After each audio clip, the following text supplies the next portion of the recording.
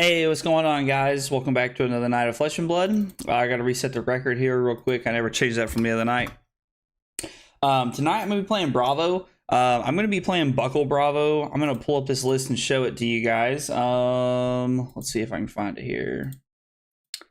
Buckle Bravo. So, I know that I can't remember who it was who actually took this to an RTN win. It might have been Ed Knight. I can't remember, but somebody won an RTN with a list similar to this. I made a couple of changes. I made it feel a little bit more like flush, in my opinion. I also changed it for what I feel like the metagame's going to look like. So one of the things you'll notice is that I'm on Fate Foreseens and Sink Belows. I know that's more of like an Oldhim thing, but it's actually a pretty sweet plan into Lexi. And we also have Titan's Fist and Stillbred Buckler. So we're definitely giving up some points, like not being Oldhim here, because Crown of Seas is like very important. But we do get we get some cool tools as Bravo. Being able to attack and like really put pressure on your opponent is like something that like a lot of people just like Lexi can't really play around in a lot of ways. Let's take Buckling Blow here, for example. Buckling Blow is a great card. Like, it's a 4 for 8.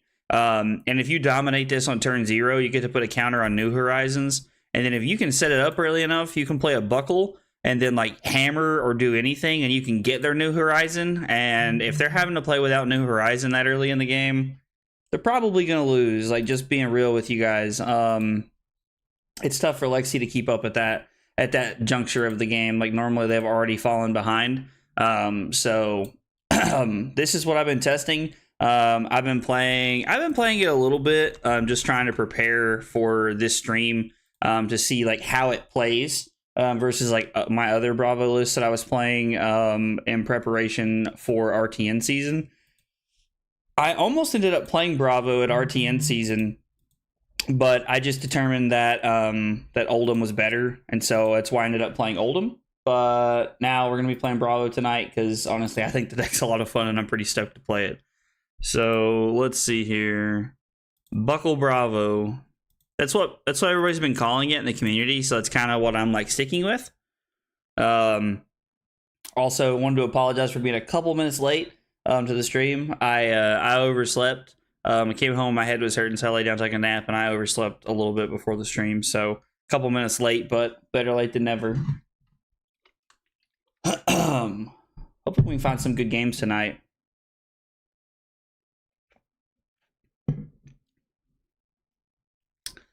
Oh, also, before we really get into any games or we find any opponents here, I wanted to take a minute and like kind of let you guys know that at the end of June, unless something changes, that'll probably be my last stream on Twitch. Twitch recently made a giant change to their policies, and I'm gonna be honest, it does not feel, it's just not very like streamer friendly. And so I'm kind of like stepping away from Twitch. I'm probably just going to go to streaming on YouTube full time. So that's kind of where I'm at right now. I just wanted to let you guys know I'll be talking about this the rest of the night, and I'll be talking about this as I continue to stream over the course of the month. So Briar is not a good matchup. I've played Briar into Bravo, and it honestly just kind of feels like a beating. I think we definitely want choke slams. Those are a gimme. I think Buckling Blow is a good one. And I think we want one Pulverize. Now, my question here is, I'm wondering, do I want Zealous Beltings or do I want Sink Belows? I think we're going to play Sinks here. Sink can just really allow us to cover up something like very effectively. So we'll just try Sinks and see what happens here. Yeah, see, equipment, like Briar has 3, 4, 5, 6 equipment block. Plus their Embodiment of Earth. There's just so much value in that for them.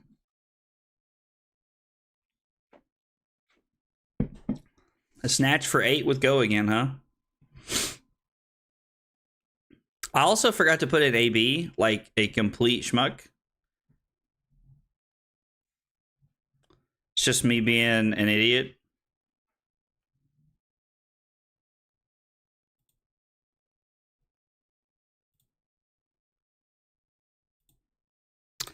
Let's go disable Chokeslam, and then I think I'm just going to Sink Below this just to save as much damage as I can here.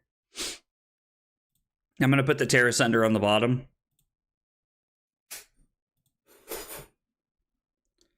And then I'll just block this here. The Imposing Visage not doing a ton.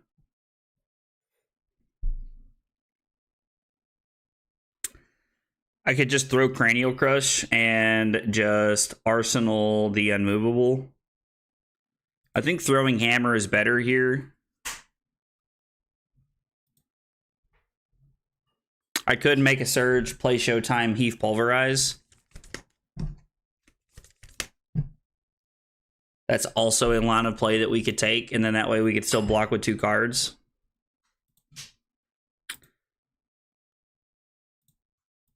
I mean, I don't hate it if you guys want the truth. Pulverize has a lot of value. We're going to go Unmovable, Cranial, Macho Grande. So we need our 2 blues, so I'm probably just going to block with Buckling Blow here. Ah, my cards are all backwards here. My shuffling cards.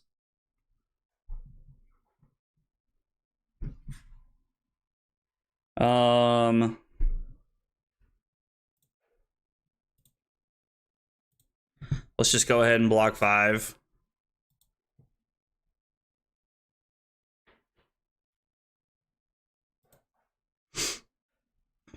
I hate giving them the embodiment here, but I mean, I guess I could block with Crippling Crush. I don't know. Crippling Crush, there's just so much value in that card. So this is going to cost 6. So activate Bravo. And then we'll come in with a Dominated Pulverize here. Dominating Pulverize is just a good feeling. What the? This isn't Katsu? No, this is not Katsu, my friend. Actually, I decided to take a break from Katsu tonight and just try and play Bravo. I've been enjoying this like Buckle Bravo list, so don't worry. There will be more Katsu coming in the following streams, I promise. Okay. So my opponent takes 10 here, unless they have a Sink Below in their arsenal. Let's go Thunderquake, Buckling Blow, then Unmovable. Let's Arsenal this. If that was a red, we would be rolling here.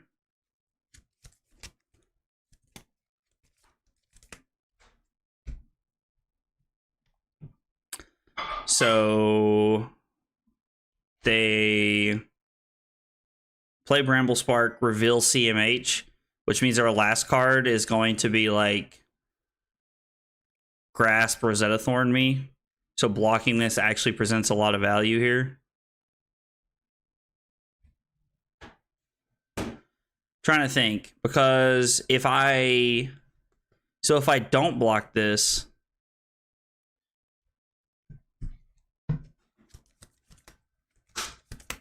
I mean, so if I don't block this, giving them an Embodiment of Earth lets them go 4, 5, 6, 7, 8, which means they go Grasp, Crown, and 1 card from hand.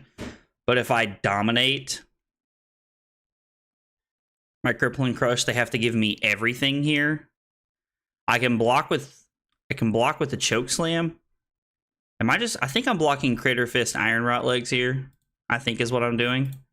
And I'm just gonna try to, I might just have like a Rouse turn here.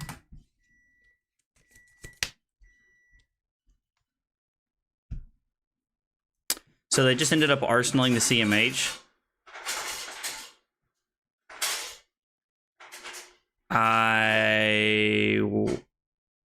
Oh, we couldn't prevent the embodiment because of the arcane that came through. It was already there. That was just me being a dodo head. So make a surge, dominate, crippling for 11, and then they have 4.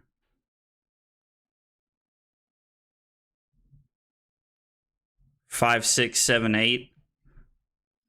Or we can go Rouse, Chokeslam here. 15 is more than 11. Only one of them is a relevant on hit. I think I'm better off to throw the Crippling Crush here. And then Arsenal the Chokeslam. If I have the Chokeslam and Arsenal, I just feel like I can...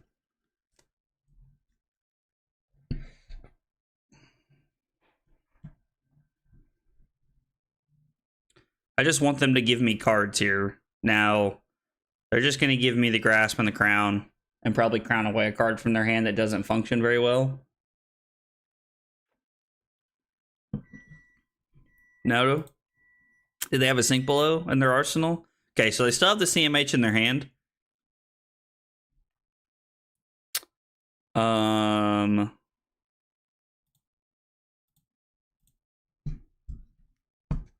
Eesh.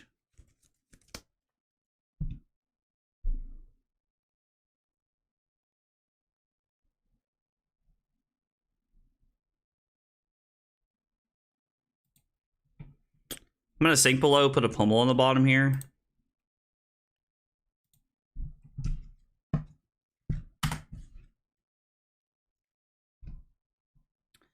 Okay, so they Arsenal. So now I can go make a Surge, Chokeslam, Telegraph the Pummel here from a mile away.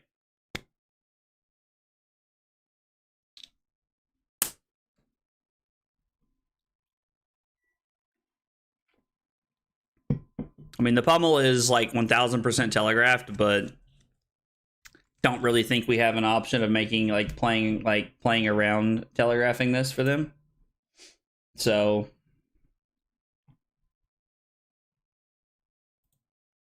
would have to be their third Sink Below. Okay, so they had all three Sink Belows. And if they had all three Sink Belows,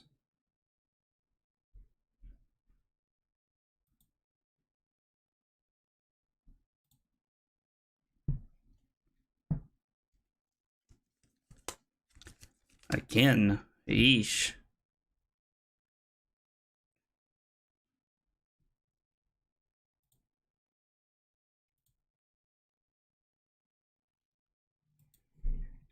So now they're going to Arsenal the CMH here.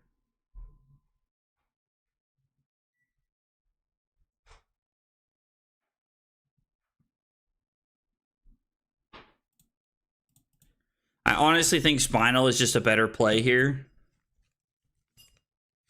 Like, there might have been a world where it was correct to give up Crown to put one of my red, like Buckling Blow Crown, to put my blue Buckling Blow on the bottom. And then if I find a blue, I can dominate my Spinal Crush, which still wouldn't get me across the finish line, but we are running them out of cards at least. I mean, there's some positive here to...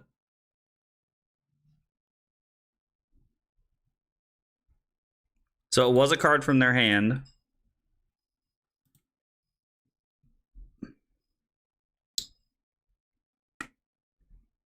They played Toma Harvest, put a CMH on the bottom. They probably realize that this is going to be a longer game.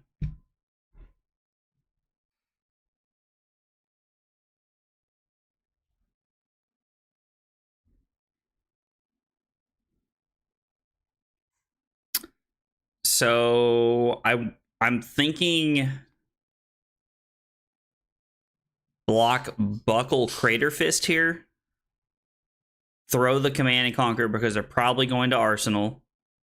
And then Arsenal the Chokeslam.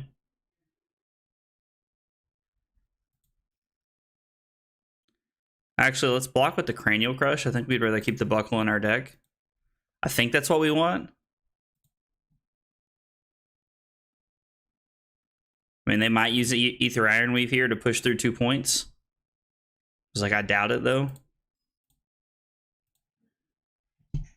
Okay, so Command and Conquer gets 2 cards here, or they just decide they don't like their arsenal that much, that their hand is just better. This has been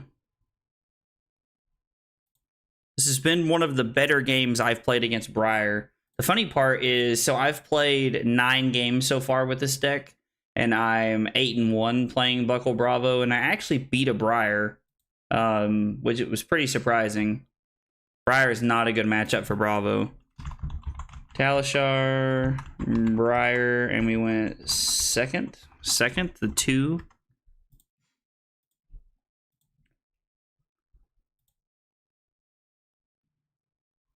So they decided they didn't want their Arsenal card.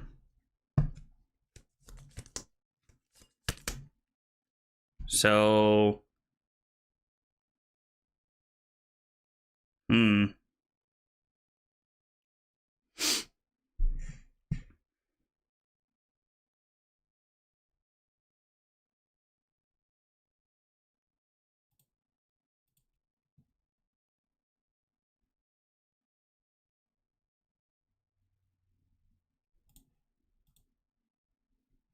I think I'm just going to keep my hand here. I can dominate a chokeslam.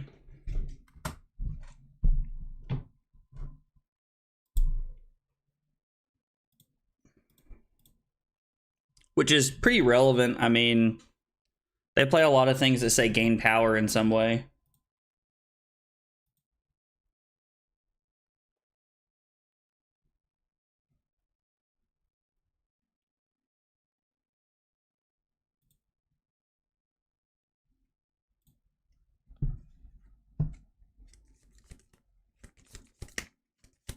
Rouse into Command and Conquer.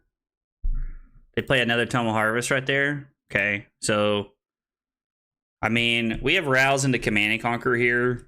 That's a pretty good hand when my opponent's like at 13. I am up 19 points. This is not something I thought I would ever see the day of.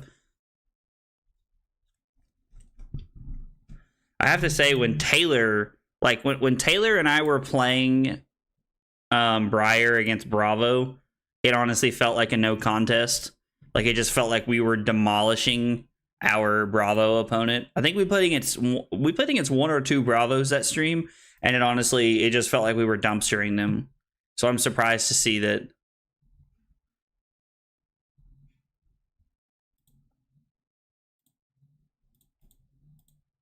I'm doing this well. And it might honestly be that I'm just skill gapping my opponent. So they just conceded to the Rouse. I think they probably realized at the game they were too far behind. So if they take 7, they go to 6 to keep their hand, and then I throw Command and Conquer, which means they have to give me at least 1 card or they die. So Rouse Command and Conquer on a 4-card hand is like really good. That's not like you don't get many 4-card hands that way. Win. Wonder what, like, why did we win that game? Honestly, kind of feels like skill gap a little bit if you want the truth, but I don't know. Like, it just felt like we had a lot of pressure.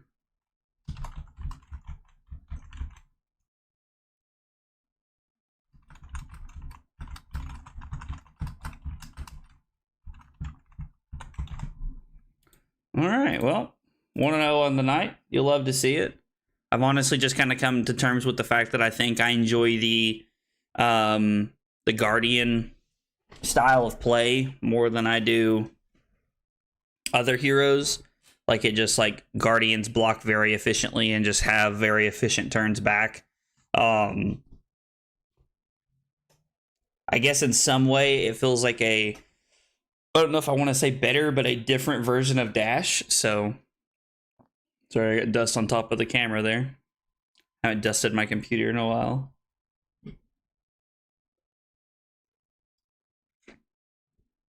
Kano. Well, this is fun. We'll go first. Hi, and good luck. So we do have AB3. I'm seeing a lot of people play Kano, so I just like I prefer to have Titan's Fist and the Arcane Lantern here. We're gonna bring in the blue unmovable, which I know is pretty counterproductive, but it's another blue. I think it takes us up to 39 blues. There's 38 blues in the main deck, I believe. And then I like having the tech plating and Crater Fist so that I can cover up a Nourishing Emptiness if they do have one.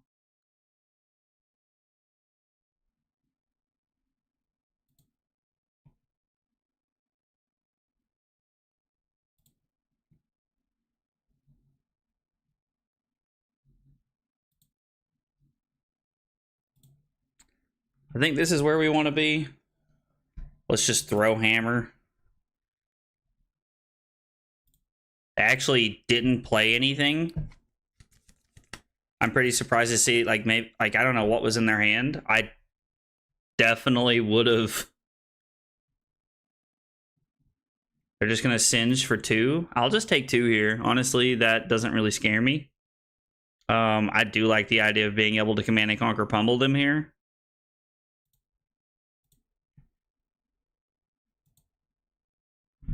Like Command and Conquer pummel, like if they had like a Ether Wildfire or like a Blazing Ether or something like that, like this feels sweet. Yeah, that feels pretty good. Hey, we got a Tome of Fiendel right there. That's like, I know I didn't list those as one of the cards that we wanted to see, but that's also a good hit. Ew.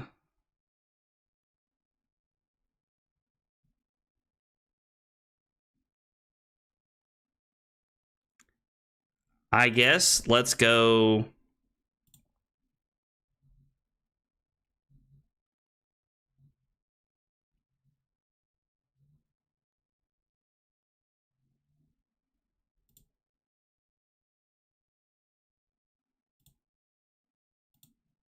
Let's go like this. Have 1 floating. I don't want to keep another red in my hand. I would like. I don't think there's really a way for them to kill me. From 38. Like, there definitely is. I'm not saying that they can't, but I think that the chances of me dying from 38 are not super high.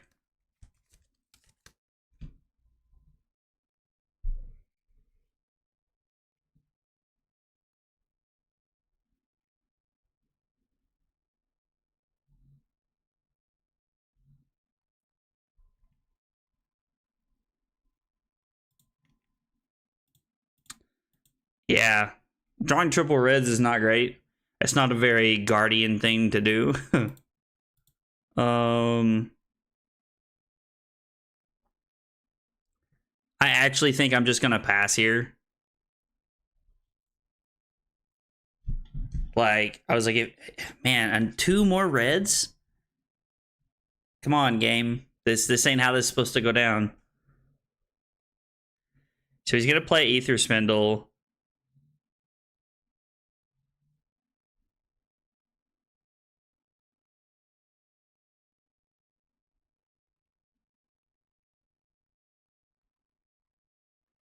This is a lot of reds.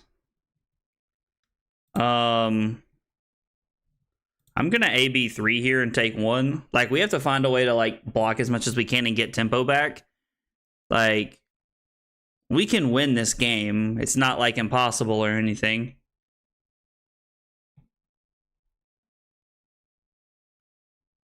I really don't want to throw 8 here. Like, I don't want to leave myself defenseless with resources. I think having AB2 is fine. My opponent's playing very, very wisely, in my opinion. What is up with these 2 reds? Like, bro, I'm gonna have like 3 hands in a row where there's gonna be nothing but blues here. This is wild to me.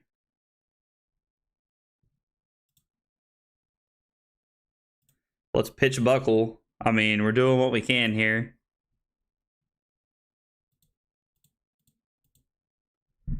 We're at 32. We're in a lot scarier place to die from than we were just a minute ago. All right, I mean, triple blue is better than where we were at, so I'll take it.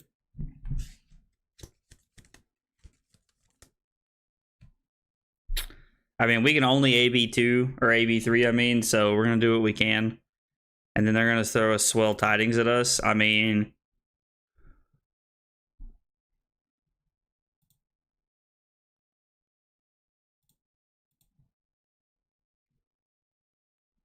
I could just throw hammer here again if I wanted to. They're playing this so smart. They're literally just hanging out waiting for their combo.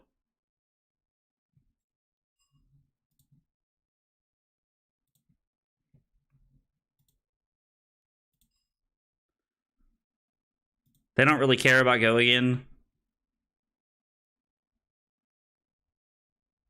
Like, all their stuff is instants anyway. We're going to Arsenal the Cranial Crush here. 2 reds again. What on God's green earth is happening right now?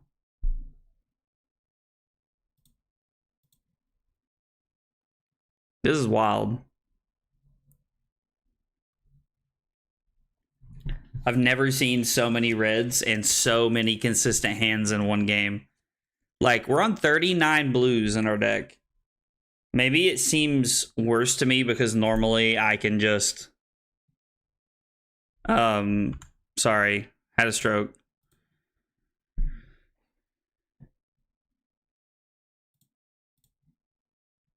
We're going to have 2 floating, and I'm just going to pray that AB2 is enough to save us. I don't think it's going to be.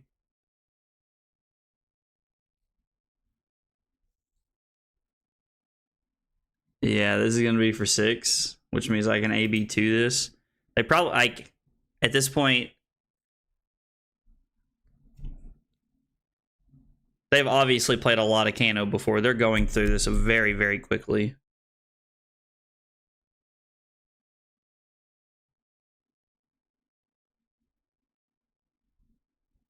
Sonic Boom's going to allow them to play. So what? Yeah, dude, I'm super dead here. I mean, this is what happens when I had 2 hands that had 3 blues in them, and then I had 3 hands that had 2 blues in them. Like, I knew I was dead. Like, if they basically had anything, and they're a very good Kano player. They've obviously played this a lot. They did like over 40 damage that turn. I was at 28 when the turn started, and I finished at minus 24. That's a 52-point turn. I mean, so what was my other option there? If my other option is A, B, or let them take 5 and then pass. It just wasn't, like, there was no good option for me there. If I go to hammer, I have 1 less resource than I did before. Like, at least doing it the way I did it, I had multiple resources. And I can't do nothing because then I'm just guaranteed to lose. Loss.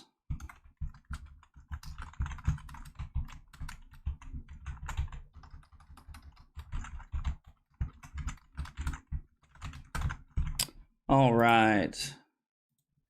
Well, that's just one of those matchups that, you know, honestly, guys, I just kind of take that one on the chin. There's, like, not really a lot for me to say about that matchup. Like, that matchup's tough, and sometimes I get lucky and win. Riptide, eh? Yeah, I'll go first. So against Riptide, I think we just want our normal equipment suite. Anothos is good enough. And this could be wrong of me, but here's what I've been bringing in against Riptide. I just bring in Buckling Blows, Choke Slams, the Zealous Beltings, and the Pulverize. And I'm just gonna race my opponent. I'm just gonna say beat me. This sounds kind of bad, but I've been playing against Riptides this way. Like, basically just having no respect for them. Just saying, you're going to have to beat me if you're going to beat me. I'm not going to bring in my defense reactions and slow my deck down. I'm just going to race you and see what happens. Let's see. I played against 1 Riptide on this list, and I won the 1 game I played. So, I mean, take that for what it's worth. He did bring in Dreadbore. Let's dominate a Choke Slam here. And then Arsenal a Spinal Crush. He's also playing Crown of Providence. This must be like a much more aggro version of this deck. The red Choke Slams are also pretty relevant in this deck. It's kind of like playing against Azalea. I've seen a lot of versions of this where they're just playing a lot of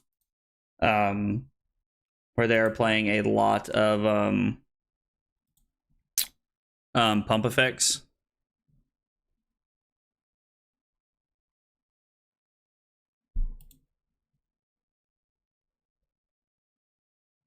So the interesting play that my opponent could have made is if they had two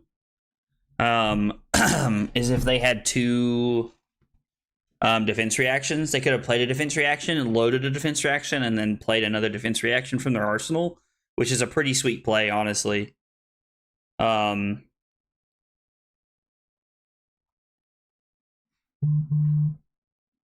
probably just going to take this turn to... Okay. Probably just going to take this turn to block...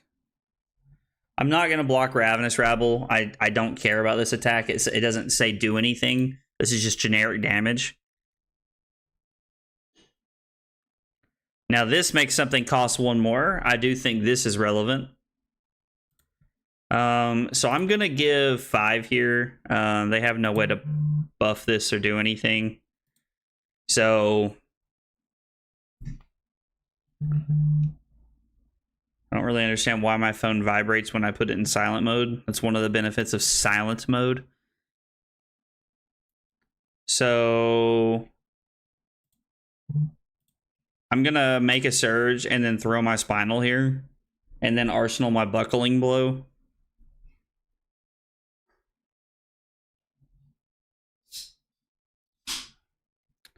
Like, there's nothing that I'm really playing towards using my buckling blow combo on here. They do have to give me, they have to give me at least like a card and Perch Grapplers if they are on like Sink Belows or any kind of defense reactions here. So it is good for me to know that they have to at least give me 2 cards, or at least a card from hand and Perch Grapplers. That's mostly why people play Perch Grapplers if you're a Ranger into Bravo and like into Oldhim and things like that, is because it says block 2.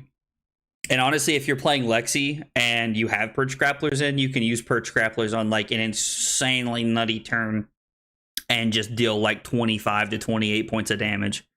And even Oldhim can't stop it.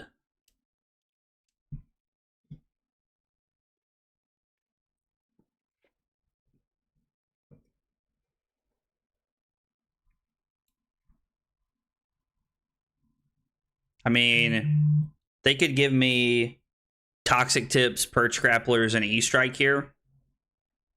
Or they could give me Trench, although Trench does kind of work like a Crown of Seeds to protect your arsenal, so it makes Command and Conquer a little bit worse, which is a pretty cool thing that they can do.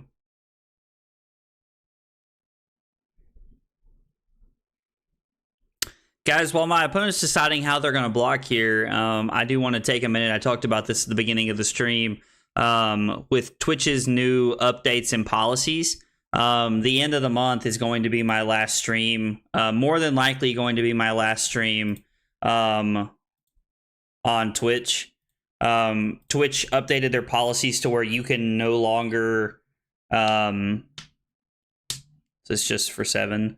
They updated their policies to where you can no longer actually multi-stream on platforms at all, even if you're not affiliated with Twitch. So I actually stopped being affiliated with Twitch, I don't know, probably 5 or 6 months ago, if not a little before that, so that I could stream on multiple platforms to reach a bigger audience, because, you know, I have people who watch me on YouTube, people who watch me on Twitch, and I'm trying to stream on Facebook. But it's not really getting any traction. And so I think, sorry, side note, I think we're just taking 7 here. We have Zealous into Buckling Blow into Arsenal Zealous, which is a pretty good line of play. But Twitch has now made a policy that says you can no longer stream at all. You can no longer multi-stream at all if you're streaming on Twitch, and you'll get banned for it. And that's effective July 1st. So I'm trying to tell everybody while I'm streaming that, you know, if you guys like watching me stream and you guys want to support me, it'll probably have to be from YouTube starting in July. So just, I'm not sure. Twitch may rework that whole thing. I'm not really sure what's going on there, but just to give everybody a heads up so that they know what's going on. Ben says 2-1. Book it, baby. That's right. Book it. That's like the Ben special is saying book it. Like, I honestly, I think that's like your new classic. We get to have a pretty aggressive turn here. That's right. Exclamation point Ben. Exclamation point Ben might need to be book it from now on. If they give us our buckling blow trigger, I honestly don't know what I'm gonna pick here. I'm probably just gonna pick toxic tips if I had to guess. I don't know. Just like making toxic tips not be able to block is pretty cool, I think. Look at Ben being the most supportive, no questions asked. Hey, listen, I love that. Like Ben, like you, Kyle, Allie, everybody is just super supportive. It's like probably the one reason I've kept streaming as long as I have is that like everybody is so like nice and supportive in my life. So something tells me they have a defense reaction here. Yeah, there it is. So they stopped the buckling blow effect. No. So the funny thing there is I actually take 3. So I was talking to Taylor the other day, who he plays Riptide. Why, I have no idea, but he does. But all of the old traps, he was informing me that all of the old traps actually have text that say all of the old traps, even if like, so like when it said pay 1 or take 2 right there, I take Riptide's ability regardless because it's an active effect. And I thought that was interesting. I actually didn't know that, so likely story. I don't even know what you're saying likely story about.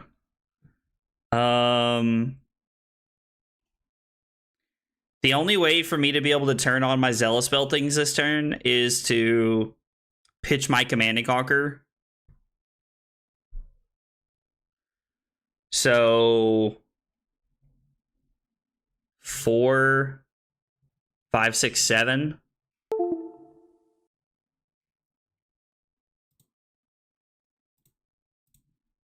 So I can go Zealous Hammer, which is a 16-point turn. You don't see Bravo having many 16-point turns.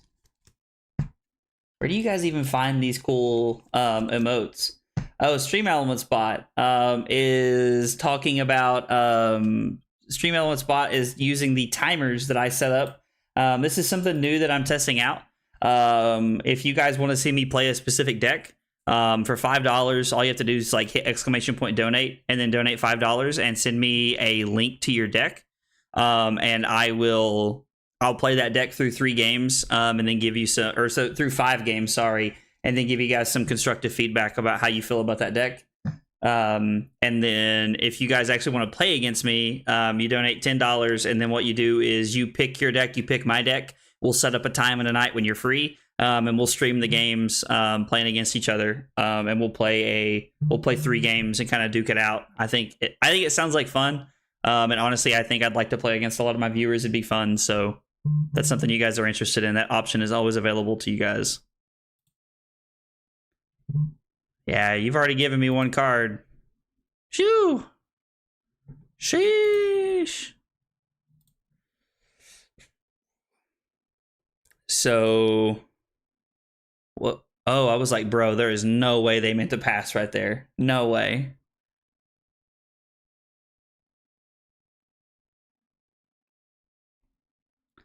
This is for 10 on hit, make a ponder token. So if I block buckling blow 3, 5, 7, 8, 9, I'm still 1 short. And I know they can't throw their last card at me. So if I have to give 2 cards to stop the on hit. Or can I give you literally 1 card as your deck? I mean, I suppose if that was how you wanted to use your $10, I think you have to give me 60 cards before it'll let us play on Talishar. It's like the only legal option. But you can give me 60 of this card called Titanium Bauble, that does nothing. It's a generic card, so you can play as many as you want. And it's a resource card. It doesn't attack. It doesn't do anything. So you could do that as a meme. I was laughing about that with somebody the other day. It is something you could do. So if I go to 10, or if I take 10, I go to 14, we're on an even playing field, and then I get to dominate a choke slam, Arsenal buckling blow, and I still have all of my equipment. I honestly think that this is fine. Like, there's probably some questionable merit here to, like, me taking 10 here. How I 10-0 a Flesh and Blood Nationals player going on my YouTube 62-second video. Oh, let me tell you, that's classic Ben right there. That's hilarious.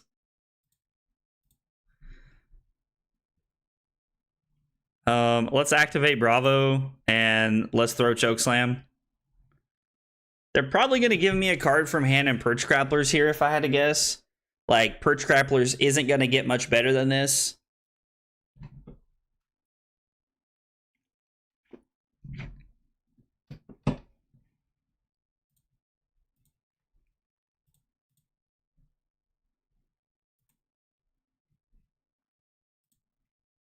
Ah.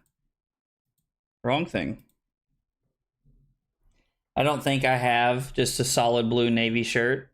Mostly plaid or stripes. What?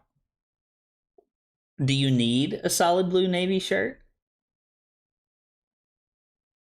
Might just have to paint myself blue. Ben, what are you talking about? So, yeah, Perch Grapplers and a card here. Oh, so they have a defense reaction here? Okay, so they take 3. We get to Arsenal our buckling blow. And then we can block 6 here. We can block with a blue buckling blow and the red choke slam from our hand and still dominate our buckling blow here. Oh my gosh, here comes Botrix again. What does that mean, bot? You can't just say that without context. And you can pull an Arrested Development and say, I just blew. Oh my gosh. Zach, stop using the Bing AI for your bots. Dude, I don't even know how that bot's in the chat. I literally have it turned off. That bot is like become sentient or whatever you say all the time.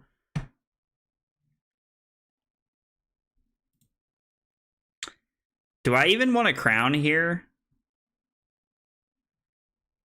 Like, I think I'm blocking here.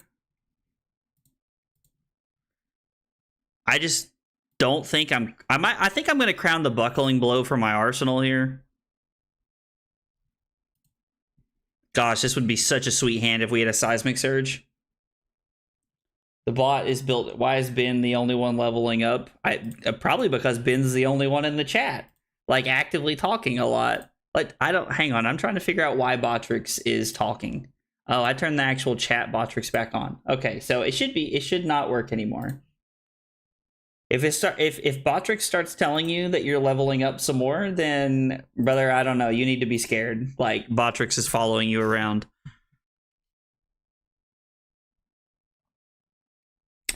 So, arsenaling the Rouse is now an extremely scary plan.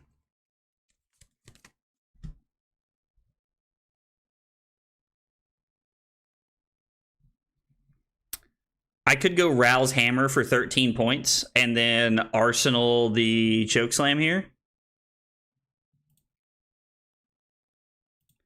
Gonna be honest, I think I actually really like that line. It's more points and it threatens more things. Not that it threatens more, it doesn't threaten on-hit effects, but it does just force cards out of their hand. So, and they'll probably block with a card here and then block with another card out of fear.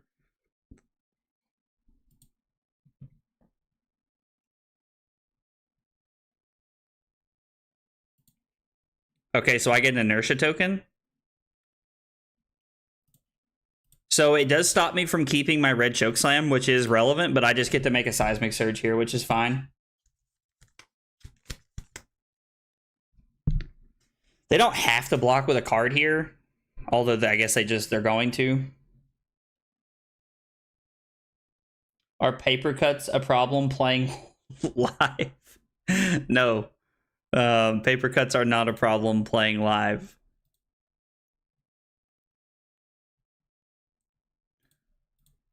Although I have to say I do shuffle my cards quite a bit, so...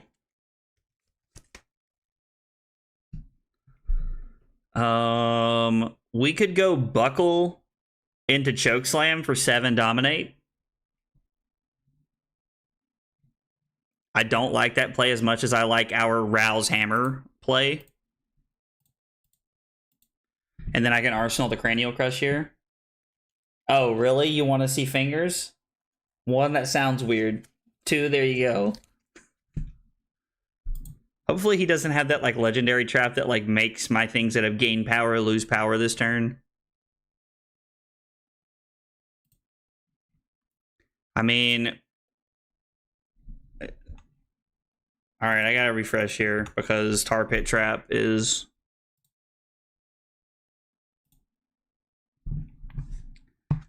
doing its thing. So, or Pitfall Trap. The traps are actually like, we're at 9. Like, it's not like we're just like...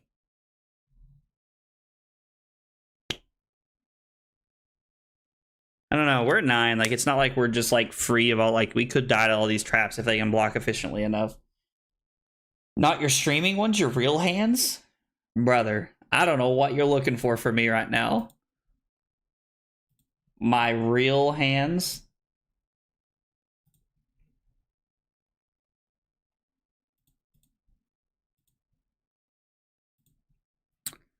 Okay, so my opponent blocks 6 here.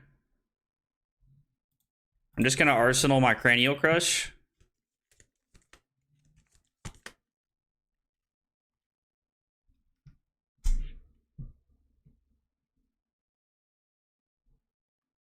So...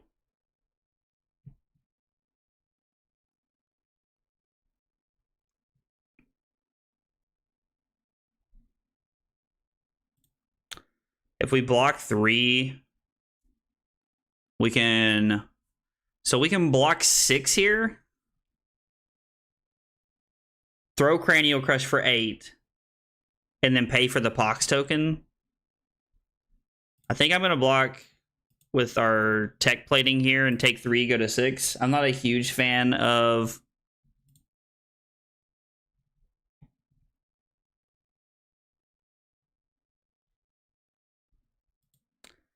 I don't know, like much lower than this, and like it's pretty frightening, if I'm being honest. Like 6 is like just scary enough to where like we could lose. The crazy part is they haven't even dealt that much damage attacking. It's just been like straight off the back of their traps and like other random things. Death Touch and a Sleep Dart. Okay, so they're gonna go back to 9. Arsenal their last card, take 3. No. Man.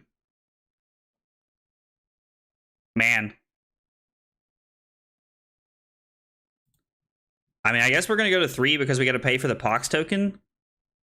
We're like in serious danger of losing to these traps, which is hilarious to me. He has so many traps in his deck.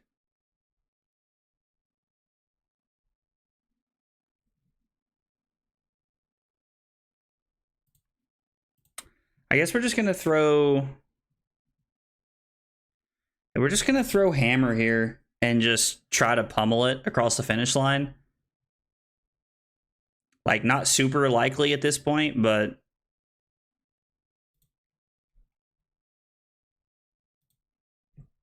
He only has to get a couple more traps across the... like, to come across to actually hit us here. If we do lose this game, there might be a takeaway that... like, I should use my equipment block earlier. I don't know. I'm just so used to, like, Riptide not playing all these traps like this, that Riptide is normally on the play of... Riptide's normally on the play of, like, trying to throw arrows and, like, actually having a, like...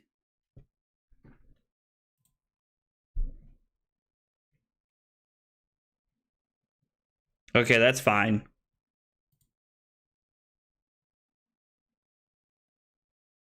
I mean, yeah. I go to 2. Like, there's nothing I can do here.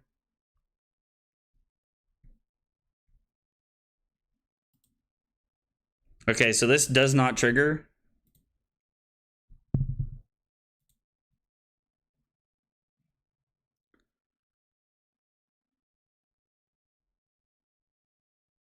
Oh, wow. So I'm dead to this because I played a reaction. Yeah, wow. See? Man. Well, I did make the comment before this game that I was going to just race Riptide until I was just going to not respect the deck until that kind of stuff happened. To be fair, even if I had my defense reactions in, it would not have mattered. They just had so many traps. Like, it just... They traded down, like, pretty efficiently. We also never got to throw a Crippling Crush. I think if we get to dominate a Crippling Crush, like, somewhere in, like, those, like, last 5 or 6 turns, or, like, I'd say probably in the last, like, 3 to 5 turns, we probably win that game, just because dominating Crippling Crushes, there's so much value in it.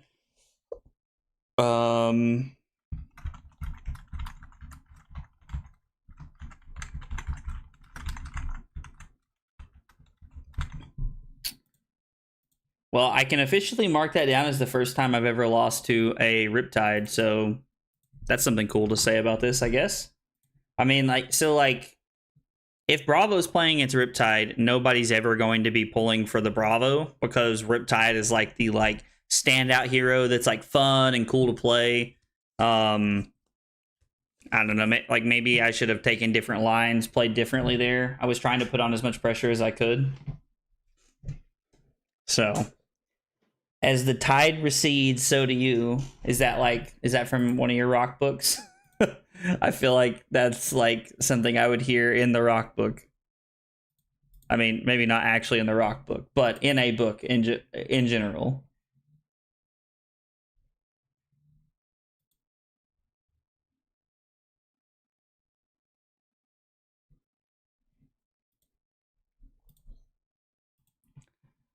No, remind you to tell me this, to tell me the story. Yeah, sure, man. That sounds good.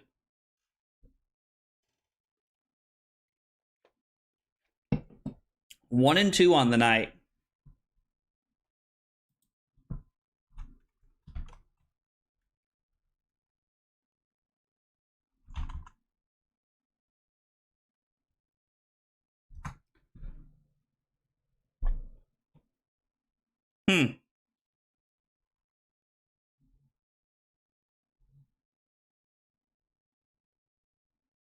So it does work. Okay, so they finally set up the Kick integration. So there's actually some, like you can, like, actually use the Kick chat now. RC Cola came out with a berries and cream like Dr. Pepper did, less aggressively sweet. Dude, so the whole, like, the Dr. Pepper, like strawberries and cream thing, I was pretty surprised. I was not really a fan. I was expecting to, like, really be a fan of that. And I have to say, honestly, I wasn't. It was pretty weird. I was expecting to like that more, but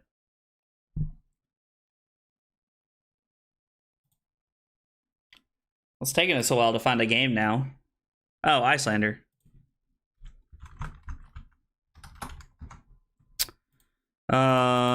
So we're gonna run AB3, and then again, we're just gonna run our big attacks here. I don't know. We might just want... I think we just want the extra blue here. Like, the unmovable may have some value for us over the course of the game. So... Classic bin. That's right. I haven't played against an Iyslander in so long. Like, it has been such a long time since I played against an Iyslander. I had honestly almost put together an Iyslander deck to play at Road to Nationals season after I qualified, just for fun, but it just never panned out, so I just ended up always playing Ooh, Iron Rock Gauntlet against me. That's interesting. I just ended up always playing my Oldhim deck because it was pretty much all I had together until my last RTN. At the last RTN, I was actually on Dash. The funny part's like I didn't have like a bad draw or anything. Like I had, there was one game that I think I couldn't have won. I played against Alexi playing Dash, and I don't think I could have won that game, honestly. They chose to put Insidious Chillin to play instead of Frost Hex. Interesting. I'm not saying they're wrong. I'm just intrigued by this.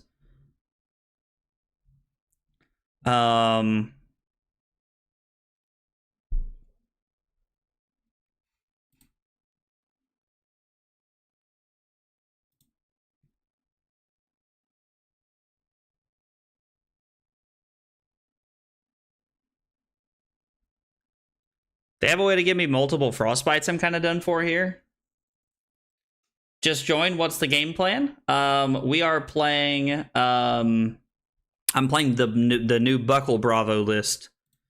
That I think Ed Knight actually won an RTN with. And it's been pretty sweet. I'm 1-2 so far. Had some unfortunate luck tonight, and probably a couple misplays on my end. But it's like I really like this deck. I think it's sweet.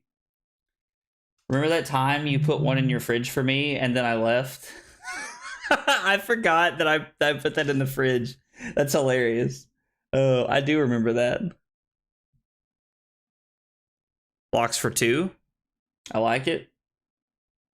I'll sink below. Boo. Not that them having go again is like really super relevant to our game plan or anything, but just means we made a good decision having the sink below there. So, or it means we made a good decision to activate Bravo. Sounds good. Simper, how are you, buddy? What's going on in your world today? We don't like they might have Command and Conquer in their deck, but like I'm not really ever playing around anything like that. If you guys want the hard truth, like it just, I'm not really like sweating a Command and Conquer here. Like I know that like some people will leave up equipment block over the course of the game. I can't take my equipment with me, and there will probably be few and far between turns where I can actually get my equipment off here. So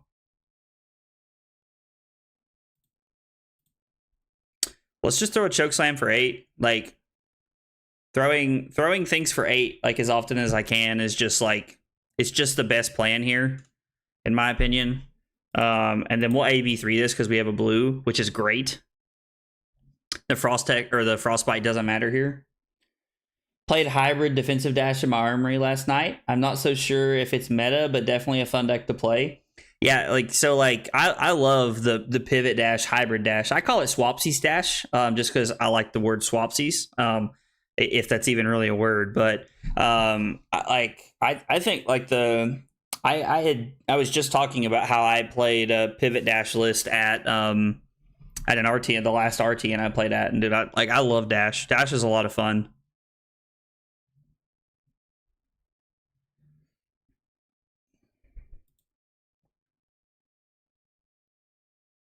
This another sink below. Okay, I was like, so the choke slam effect isn't relevant at all, but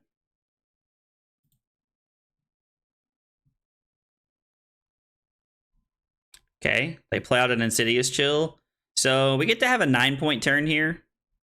I'm going to lead on the Zealous Belting here just to see kind of what they have.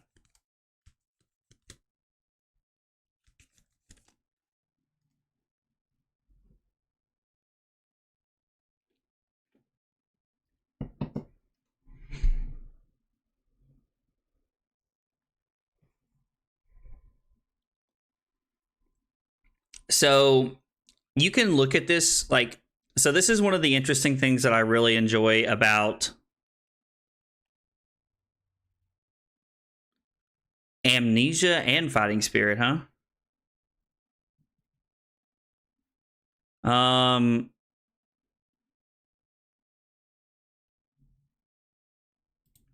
No, I'll just discard my Chokeslam here.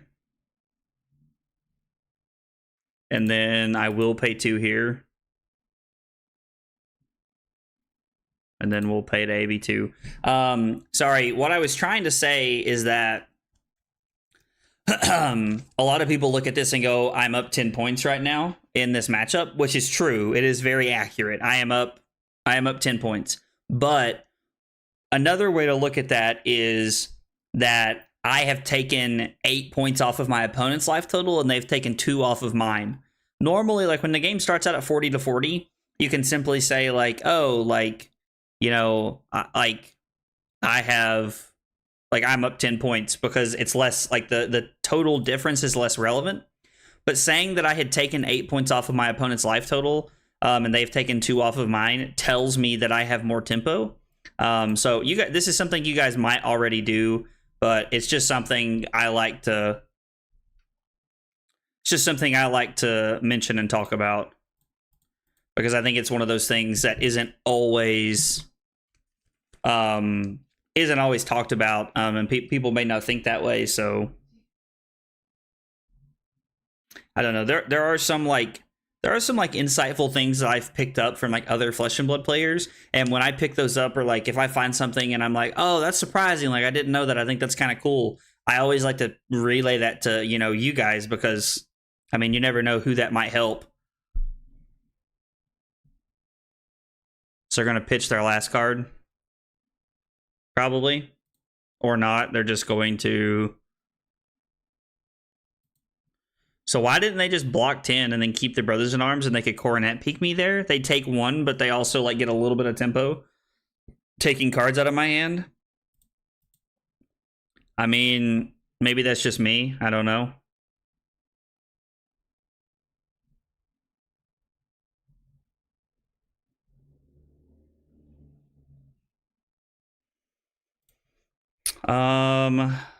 Let's start with the Zealous Belting again here. We'll try to do as much as we can. We do have 2 more counters on both of the Insidious Chills that we have to fight through, which can be a little tough. So can be a lot of stuff to fight through. It's a lot of resource intensity. Like it's very resource intensive.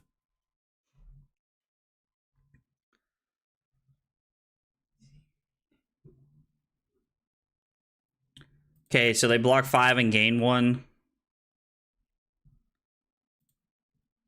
Considering the way that they played that, I'm actually just going to go ahead and make a Surge.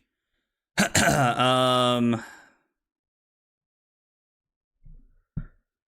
not a big fan of arsenaling the Rouse because we can kind of just get stuck with it on our hand, but the Buckle isn't actually doing anything for us. So I think we have a better shot of arsenaling our Rouse and trying to play it over the course of the game, as opposed to like just dominating something with a Buckle. Plus, Buckle's more resource intensive. We can play Rouse and then keep the 2 cards that we revealed in our hand. So it does give us more options. So my opponent agrees to take 2 here, or take 1, I mean, and go to 26 because they were at 27. So Fandle's Fighting Spirit essentially blocks for 3. I say blocks for 3 because against like Fi and other random things, it's relevant that it doesn't actually block for 3.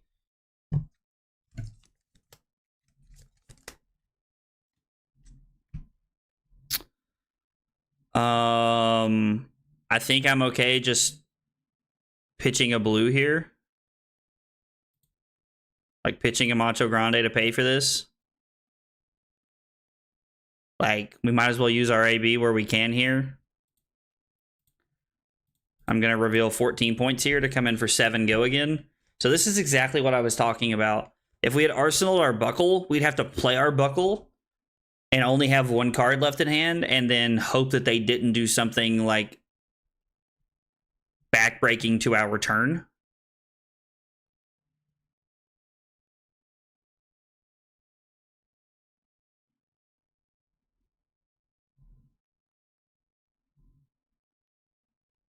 Anytime that we like activate Tectonic Plating, activate Bravo, we're giving Iyslander a chance to actually win the game and get out ahead of us. So it is something I try to stay on top of when I can.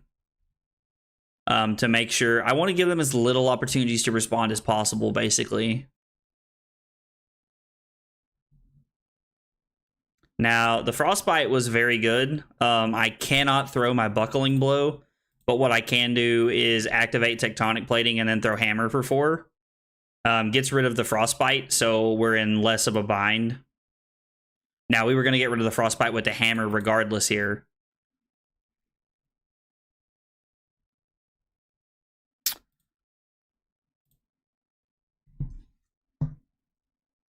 Okay. I see you. Now, again, Command & Conquer doesn't serve as much value in this matchup just because of the fact that they are Iyslander. They can play so many of their cards from Arsenal. So it's good I didn't activate Tectonic Plating here. If I'd activated Tectonic Plating, I wouldn't be able to play the Pummel. But even through Channel Lake and the Frostbite, I have 4 resources to pay for the Pummel. Because Pummel costs 2, Frostbite costs 3, Channel Lake makes it cost 4. And the Pummel is more relevant than the actual, the Pummel is more relevant than the Command & Conquer effect. I do like that they can't play defense reactions. They're going to give me 2 pieces of equipment here. Interesting. So this is what I like to call the fearing your life total equipment block. They're not blocking an on hit here. In fact, the only thing that they're doing is trying to spare their life total by blocking with Coronet Peak and Iron Rock Gauntlet. And now that they have the discard card of the Pummel, I'd be willing to bet that they have 0 ways to keep their Channel Lake around. Even if they do keep their Channel Lake around, it's not like I'm going to go crying about it. Like, it's Channel Lake. It's not like it's going to, like, break my back or anything.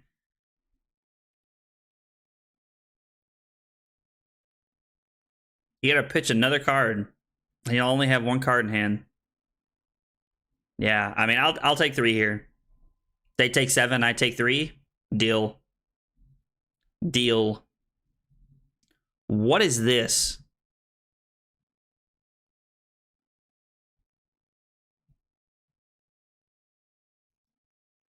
Sorry, we're definitely taking a snip of this hand.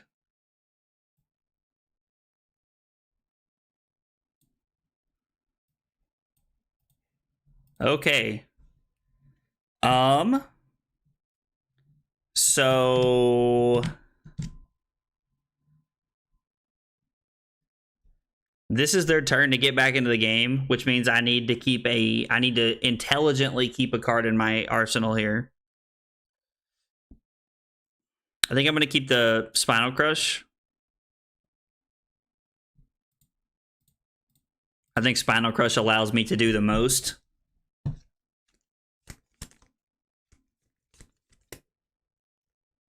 I mean,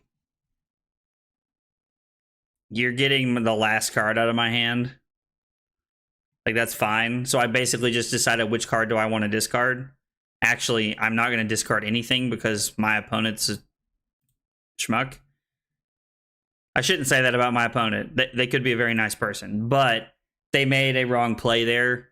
My opponent definitely should have let the Insidious triggers resolve. They just allowed me to prevent one of their Waning Moon damage. They could have pushed through an extra point there. Like,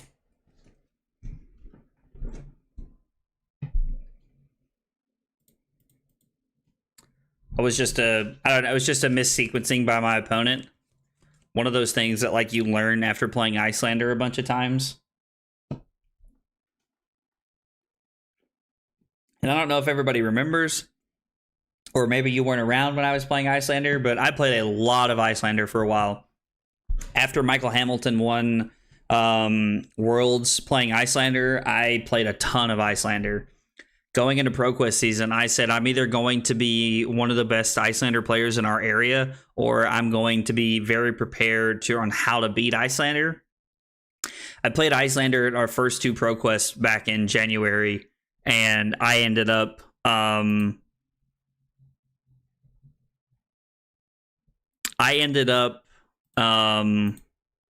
bubbling at 2 of those. And so I decided against playing Iyslander for a while just because there were just better Iyslander players than me. I was very determined to be a good Iyslander player, and there were just people who put more time in and who understood the deck better than I did. Although I did win a lot with Iyslander.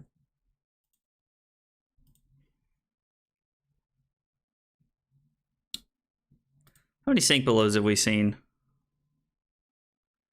2? Yeah, I'll go ahead and play this. So what I'm actually going to do is well, there's no crush effect here. Sadly, I was like, but if there was a crush effect, I'm going to put a counter on their Storm Striders, and I'm going to try to get rid of their Storm Striders.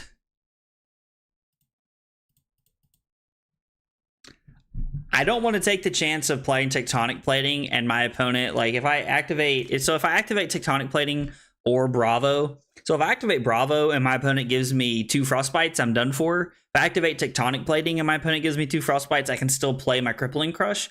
But I think I would rather keep my Command and Conquer.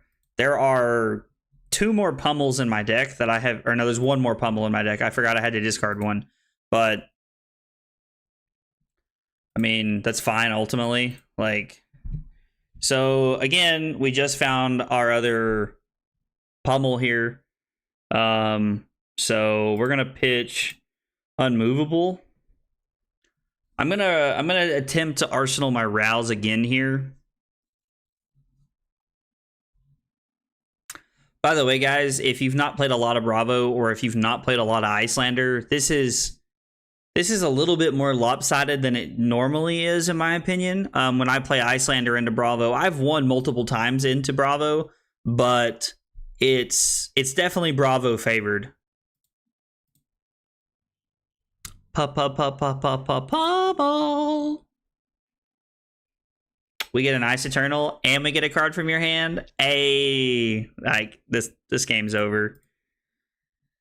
Oh, so unless we just draw like a physical unplayable hand here, I don't see a way for them to come back from this. Let's go disable Chokeslam. That way they know we have 2 blues in our hand, and then we can also throw Command and Conquer after this. We can make a Surge, throw Command and Conquer, and then Arsenal or disable.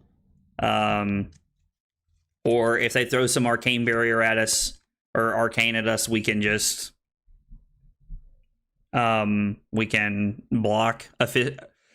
Excuse me, we can block efficiently.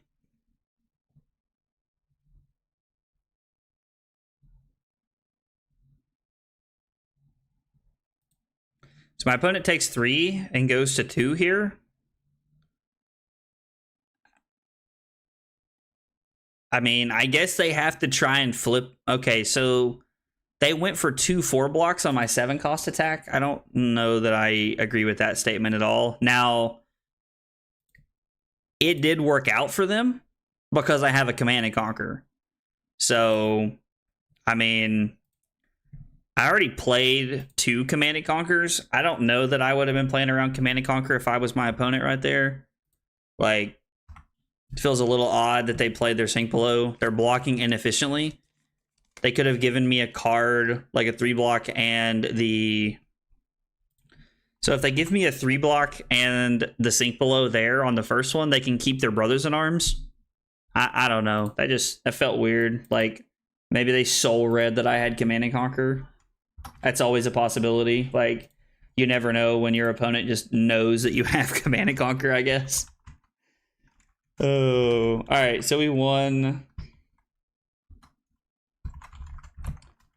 I'm just going to put that I just ran them over because honestly, that's exactly what happened. I don't really feel like there's anything to really talk about there. That was just good games. Just good, like, just that's Bravo into Iyslander. So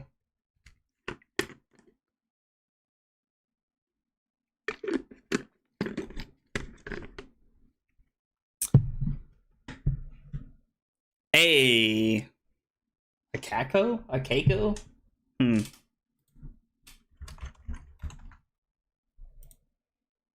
So I'm honestly, is Stillbraid Buckler better here?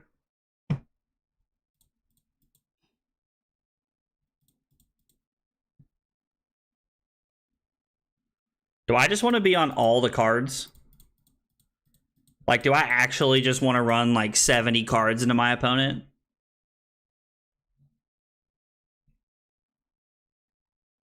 Let's do it. What the heck? Like, this feels so incredibly wrong, but honestly, I'm so about doing this. This is going to be so goofy and so much fun. Maybe we can get their Brave Forge Bracers or their Refraction Bolters with a Buckling Blow pretty early or something. I'm going to give them Macho Grande here.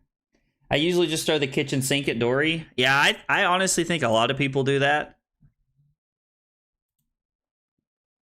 Like, putting all my cards in seems like honestly kind of fine if you want the truth, in my opinion. I don't like hate that line of play. They also put a crap ton of cards in here. So we're gonna activate Bravo and then come in with Chokeslam. So Chokeslam doesn't actually do anything in this matchup. It's just a value card.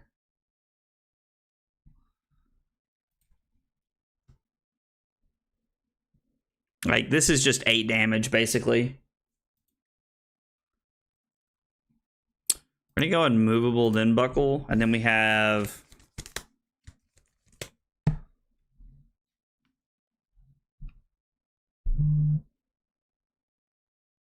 So they have to have a 0 for 3 to stop this. Or I can take 7. What did they play? Iron Song, Determination, and Sharpen Steel? They have...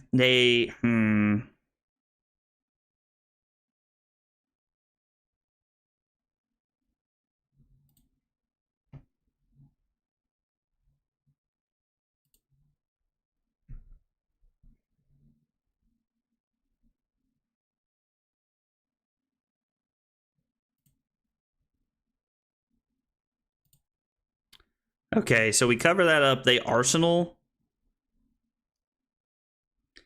So I have 2 options here. I can make a Surge, hammer for 6, Arsenal my Pulverize, and if I have 3 blues, I can just play my Pulverize. Or I can swing hammer for 4, heave my Pulverize, and then I have to keep 3 cards, but I don't have to have triple blue. I can keep 2 blues and a red and throw my Pulverize. I have my Crown, so I'm going to go for the play of throw hammer for 6 here and just Arsenal my Pulverize. So they had a sink below. So, I mean, honestly, that's fine. We're going to go Rouse, then Chokeslam. Okay, so this is a fine hand. I can... All right, hang on. I gotta think about my... So I need 3 of my cards just to play the Pulverize, and if I keep all of them, I can make another Surge and dominate it. So I'm just gonna see what their turn has in store here. They're just gonna use Refraction Bolters to go again for 3? No, they're just gonna deal 3. I don't think that could have worked out better for me if we had drawn it up that way.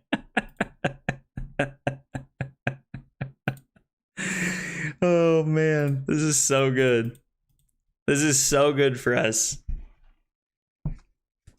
So I'm going to go Cranial Crush, then Rouse the Ancients, and then Buckling Blow, then Rouse the Ancients again in hopes of trying to space out my Rouse the Ancients. They all 3 came up within 2 hands.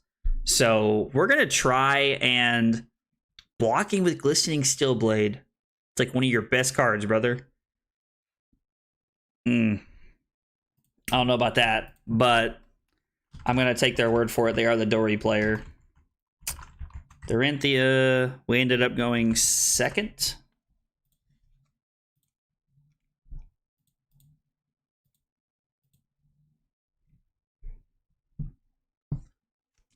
Yeah, so we put a 6 cost attack or a 6 power attack and a Rouse the Ancients on the bottom last turn.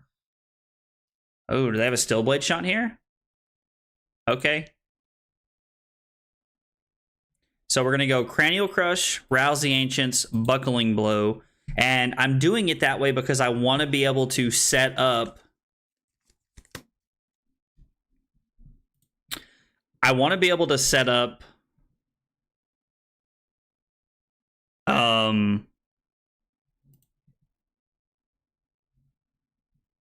want to be able to try and separate out my Rouse the Ancients if I can, and try to set up to where I can have pitch a Rouse the Ancients, like more where my worst hand is pitch Rouse the Ancients to play Rouse the Ancients, do something else. So that's my logic there. What are we doing here? This hand is honestly not great. So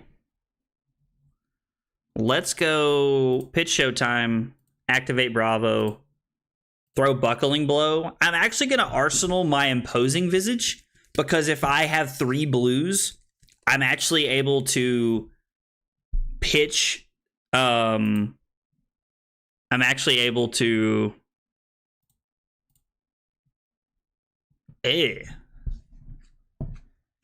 This hand's not that good at all.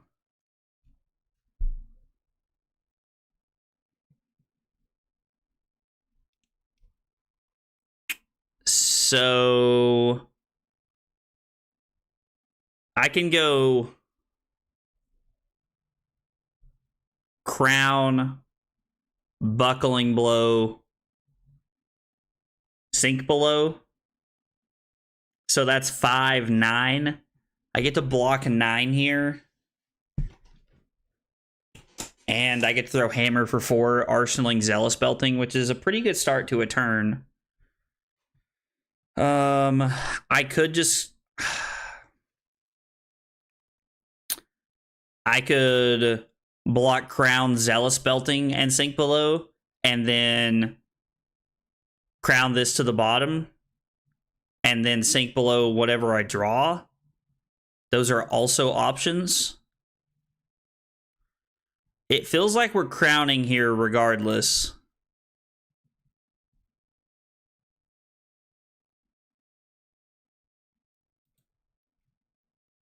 We're going to block like this.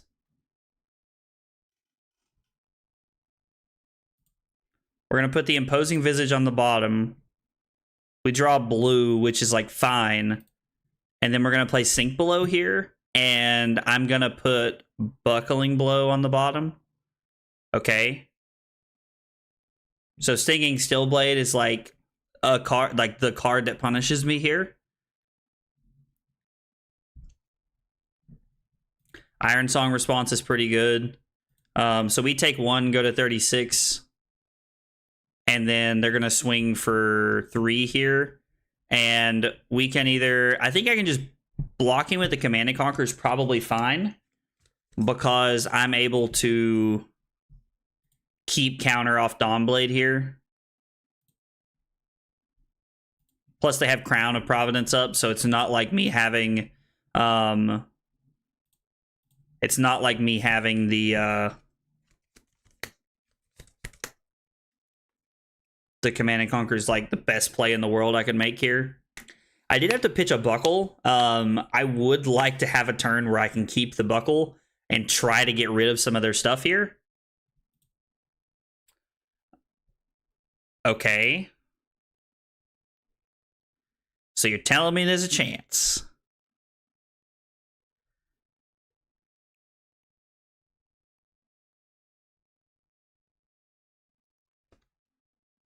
So I can take 3 here, play Buckle, Tear Asunder for 7, and then let's see, we've seen 2 Sink Belows and a Stillblade Shunt, so they could definitely have another one here. So they have 2, 3, 4. Yeah, so they have 7 block. So the Buckle isn't exactly going to win me the game. The question is taking 3 here worth...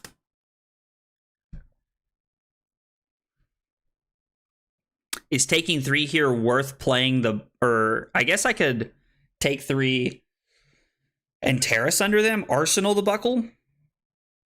I kind of like that if you want the truth. I think we're going to try and use Tear Asunder to get some tempo, and then we're going to try and play the Buckle next turn.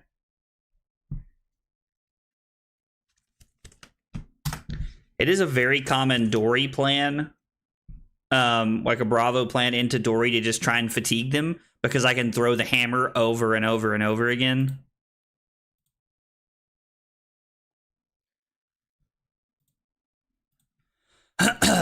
So this is for 7. If they have a Stillblade Shunt or something, they cover this up very easily. Ugh, they have a red... Oh, their last card was a red Stillblade Shunt.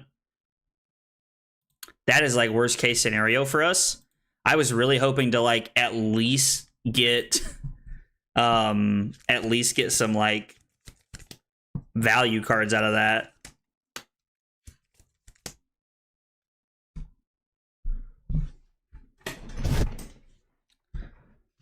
So I could block 3 with my equipment and then use Sink Below.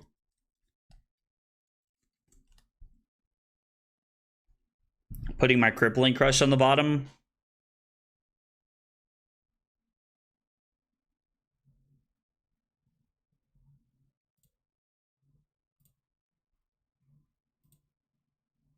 Wait, why is it getting...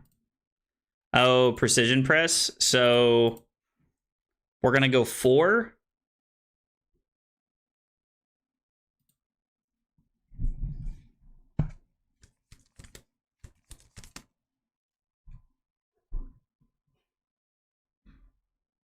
They're just doing nothing here. I mean... Okay. Huh. Alright, I wasn't expecting that. So we could have just used the Sink Below there? I mean, but how were we supposed to know that? Like, we're never gonna know that. We can play Buckle and then Hammer for 7. I think they have another defense reaction, but...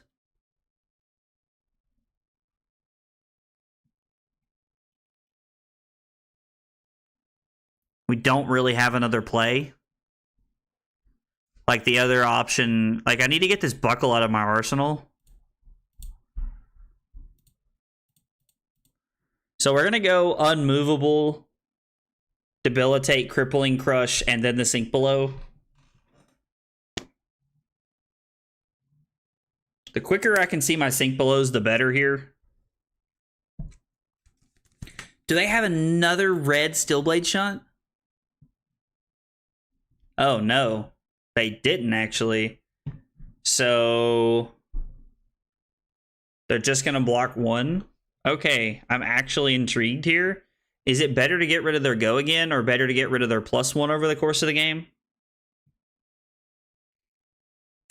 This is, I feel like, I don't know, like, Go Again is, like, very relevant late game, but, like, +1 is also relevant. I think we want to get rid of their bolters. Unmovable, blue, crippling, Sink Below. And that could have been wrong. If you guys disagree with that play, let me know. I'm definitely not sitting here saying that that was, like, the end-all, be-all correct decision of things that I could have done there.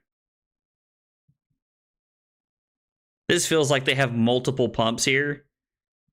I honestly, like, Warrior Valor says if it hits, it gets Go Again. I could block 9 and Arsenal here. I don't really think that's where I want to be, if you want the truth. I think this is a take damage turn.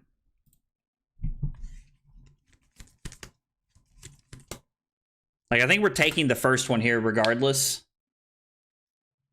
And then... so now I can block 9 if I want to. I still don't think that's correct.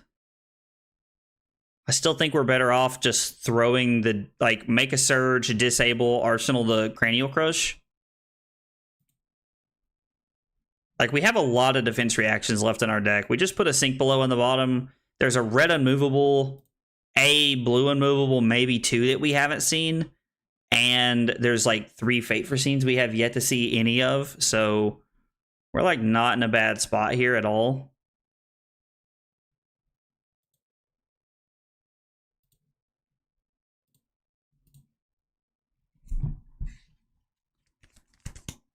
I think the idea of fatiguing them is kind of out the window, just with the way the game's gone on. Like, I think we're just going to have to continue to take our turns when they come and then block efficiently here.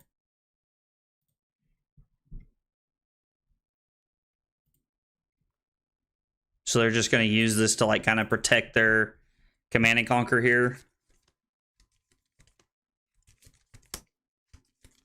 Well, this is another really awkward hand.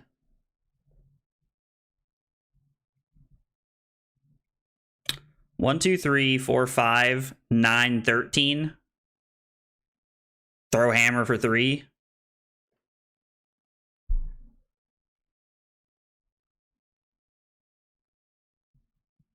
Or I could block 11. So I don't think I think I need to block 12. I think that's where I need to be at. So I can save. So I can go 2, 3, 4, 8, 12. I played any pummels yet? No, so there's 2 more pummels left in our deck here.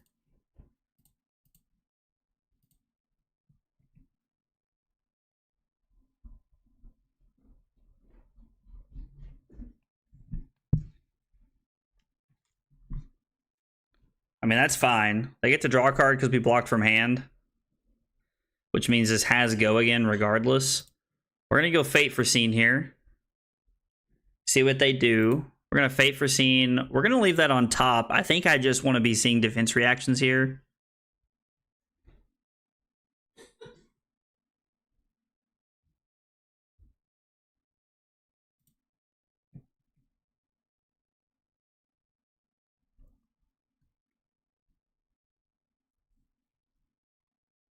Okay.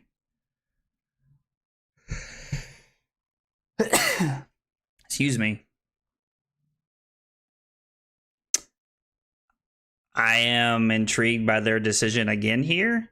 Am I just going Sink Below Unmovable here? Like, am I going to like make a surge with the Unmovable and then pitch Sink Below to come in for 4? Or is it better to have 2 defense reactions in my hand and then keep cards to throw Cranial Crush? I don't know. I think I just want to keep pushing things through my deck here. Like, we can use the surges as they come up.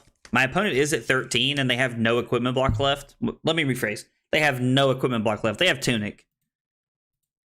They have 1 more red Stillblade Shunt and at least 1 more Sink Below. I think we're going to go Sink Below Unmovable. Man, these hands... You play all these hands, you get punished for making... You make stupid decisions, you get stupid results. So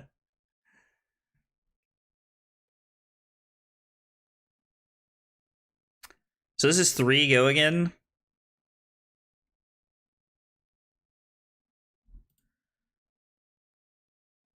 I think I'm just going to block 3 and play my Fate Foreseen here and see what they do, because I can hammer for 6.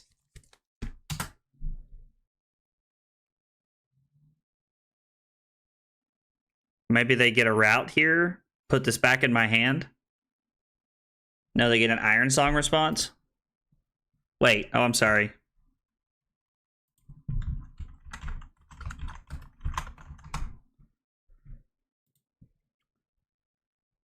So they go get an Iron Song response.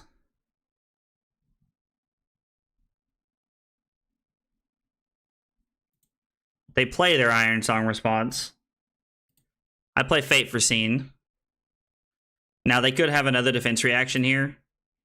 We're going to bottom that Showtime. We do not want to see a Showtime. Showtime says block 3, and we're not really interested in that.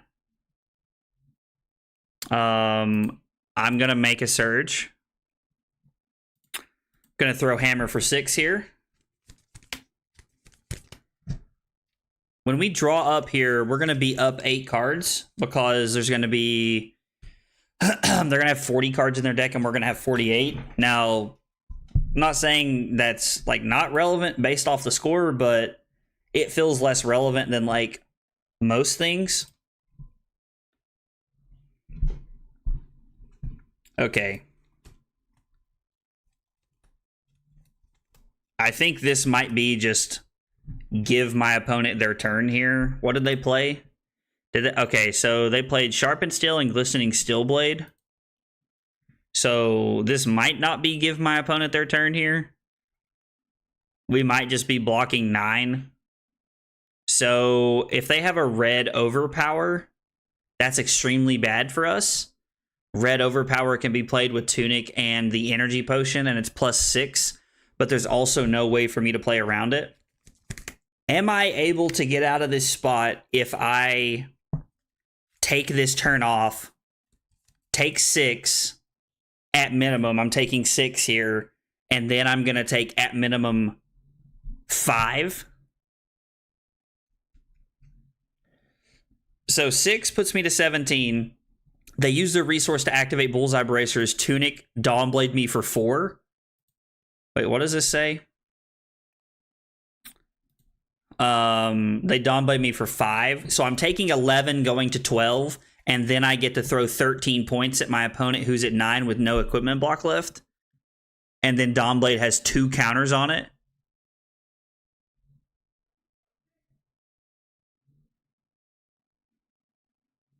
It feels like a very risky line to take that line. But I also don't really like blocking with my hand here because I'm forced to block.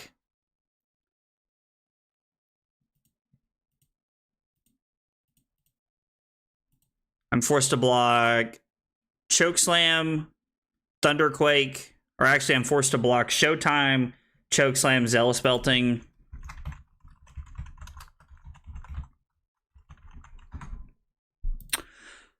So I block 8, 9, and if he has red overpower, it's just a blowout, and there's nothing I can do about it. He's also playing yellow overpowers, we saw earlier. I think we have to take this in race here. We do have a red unmovable that we can play out to here, so I don't know. This is definitely not one of these, like, I don't know that there is a correct play here if you want the truth. Like, I don't know if there is a definitively this is correct, that's correct here. Maybe somebody in chat disagrees and there is a definitively correct play. If you all do disagree, I'm happy to hear about it. Pitch Thunderquake, make a Surge, Zealous Belting. So we got 5 go again. This is probably going to get a card out of their hand. Ooh, so red overpowers for 6. It's 4 and then 2. I thought it was 3 and 3, but it is good to remember that it's 4 and 2 for all purposes here. I've noticed that a lot of Dory lists are on the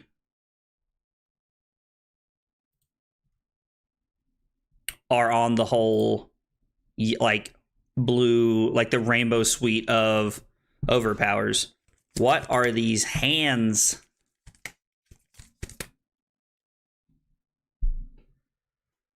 I can't really stop this from hitting.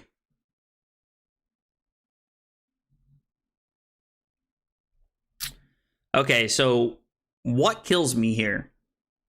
If I block with a card from hand and they have a red overpower in their arsenal, I take 6. Or if I block with a card from hand, they get to add 6 more. So if I block with Pulverize here, hey, Takog? I hope I'm saying that right. Hey, thanks for the follow. I appreciate it. Appreciate you coming and hanging out. So, block with Pulverize. I can no longer play my whole hand. If I say no blocks, I'm essentially agreeing to go to 6. And I get to play Zealous Belting off of the disable. And then I have 1 resource floating, pitch the Pulverize to play Command and Conquer. That's my line here. And I get to keep my equipment block here. Because the only thing, like, he can play Glistening Steelblade, but that wouldn't matter. Or like whatever the Singing Steelblade, the search for a card. I think I just have to say no blocks here. I hate giving, like, not... I hate not blocking here when I had an opportunity to try and get rid of counters, although realistically I didn't. How much cost Flesh and Blood to get into? So it kind of depends on what you're looking to play. I'm a very competitive person, and so I always do everything I can. Like, I'm always playing to win. Flesh and Blood is a decently expensive game to get into, if I'm being 100% honest. Like, it's not super cheap. Now, the good news is that once you buy a lot of the staple equipment pieces, those move around through a lot of decks. So that does help out a little bit. But I mean, I think most decks cost right around $1,000, like $600, $700, $800. That's US dollars. I'm not sure which country you're from. You might be from the US, but that's my like general analysis on that.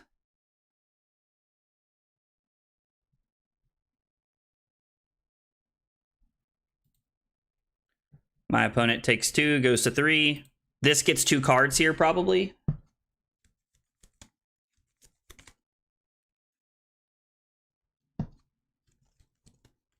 So how much changed the meta? So I mean, honestly, the meta doesn't change a ton. A new set comes out like every quarter of a year. So we get a new set.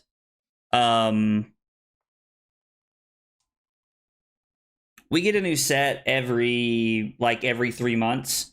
And I mean, I don't know, like the meta changes a little bit, but honestly the meta doesn't change like a whole lot. So I mean, take that for what it's worth, but like to me the meta doesn't change a ton. I have like 3 decks that I've been playing for quite a while, and I just kind of bounce around those decks. I've been recently expanding my horizons and trying to learn other heroes. So I can give my opponent disable. I give my opponent Crippling Crush here. Block 4. I'm taking 2. Again, I die to yellow or red overpower at that point. If I block Crippling Crush and Crater Fist, I'm taking 2, and I'm saying basically like that if you have an overpower of yellow or red, I'm just dead here.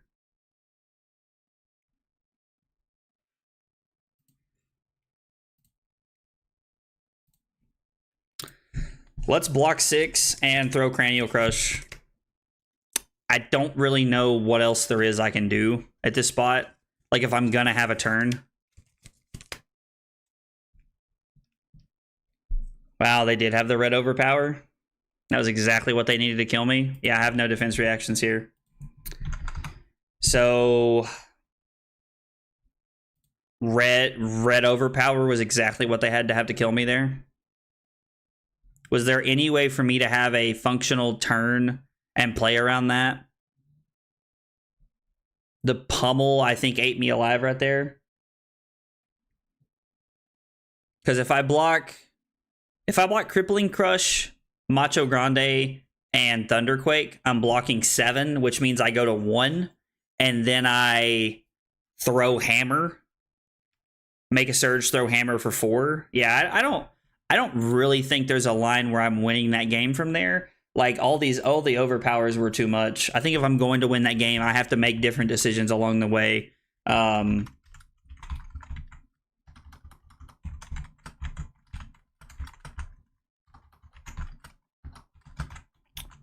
Rainbow overpowers. I lost to a Riptide and I lost to Dory tonight playing a Guardian. Man, this is not something that I'm used to saying. 2 and 3. I was just talking about how I was like 7 and 1 or 8 and 1 starting playing this deck. Okay. CCG, let's see. The problem is I have nobody to play with. So can I just buy a starter deck or blitz deck and go to a fab spot and play?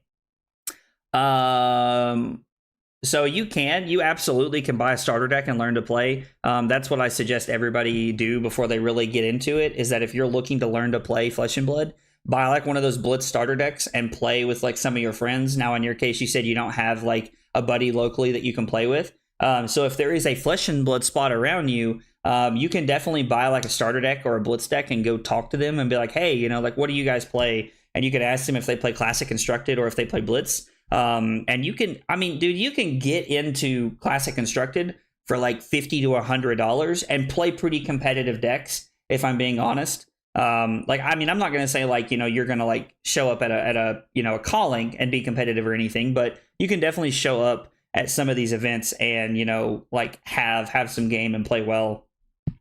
On what site do you play? So it's actually a web browser. It's called Talishar.net. And if you look up Talishar, it's TAL dot, or it's TALISHAR. And Talishar is where I stream every single time I play. So what is Blitz? Blitz is a slower, it's like a faster format. Everybody starts at 20 instead of everybody starting at 40. And it's just a much faster format. The game, there's only 30-minute rounds, and the games are played a lot quicker.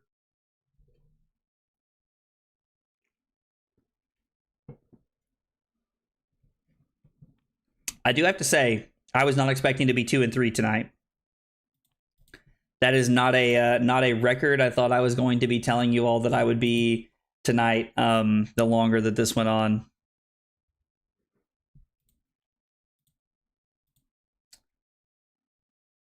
Okay, what is the competitive format? So Blitz and Classic Constructed are both considered competitive formats, 100%. They're both played at Worlds. But the more common format that people like to play is Classic Constructed. Classic Constructed is where everybody starts at 40 life, and you play out your game based on starting at 40 life. And it's honestly different cards most of the time, different decks, different heroes, things like that. How is the comp format structured? What do you mean exactly? I'm not really sure that I understand your question about the comp format. So against Briar earlier, we went Buckling Blow, Choke Slams. How did I sideboard earlier? I would honestly like to know how I sideboarded earlier. I can't remember. Did I go Sink Blows and a Pulverize? I think that's what I did. We're going to put AB in this time, and we're going to try it. I think having AB1 is important.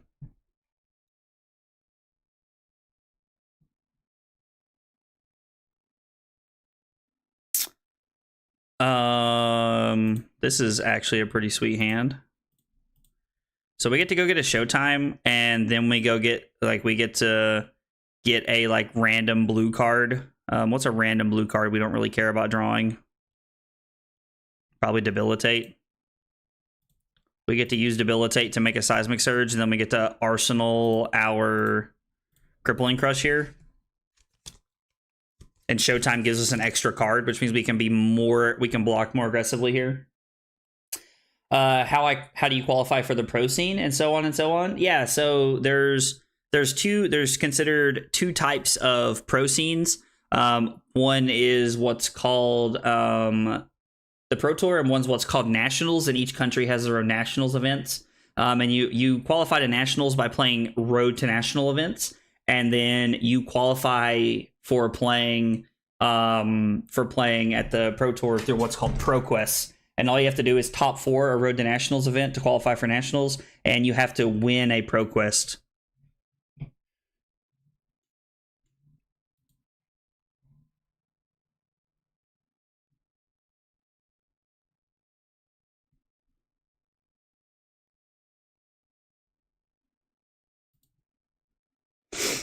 Am I just taking 2 here to try and dominate my Crippling Crush?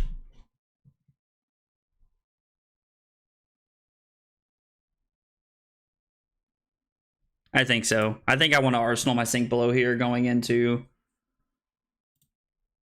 my bigger turn. It might have been better just to block with that, but I like being able to keep the card in my deck.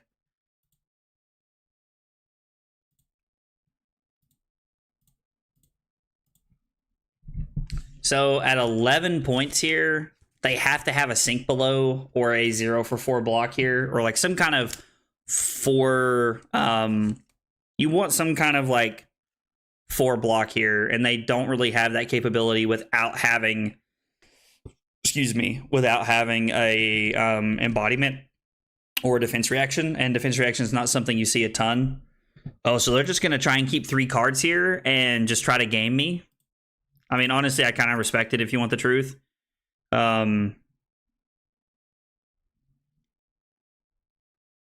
Exude Confidence for 10.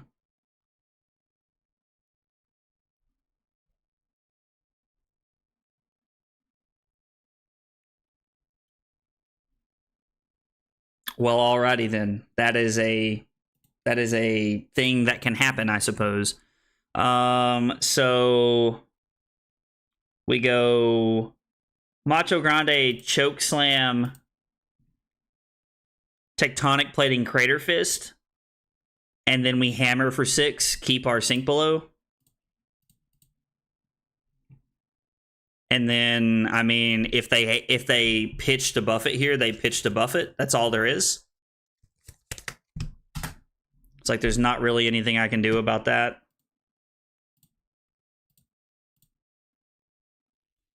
I like keeping our Sink Below here. Having our Sink Below is, I think, definitely a better line of play.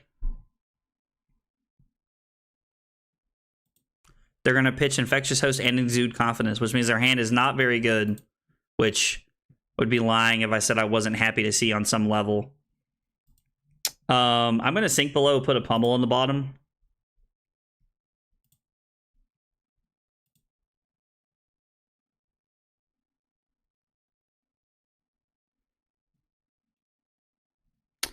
I think I'm just taking 4 here. Like, they're not going to snap this. I do give them an embodiment, which I'm not a huge fan of.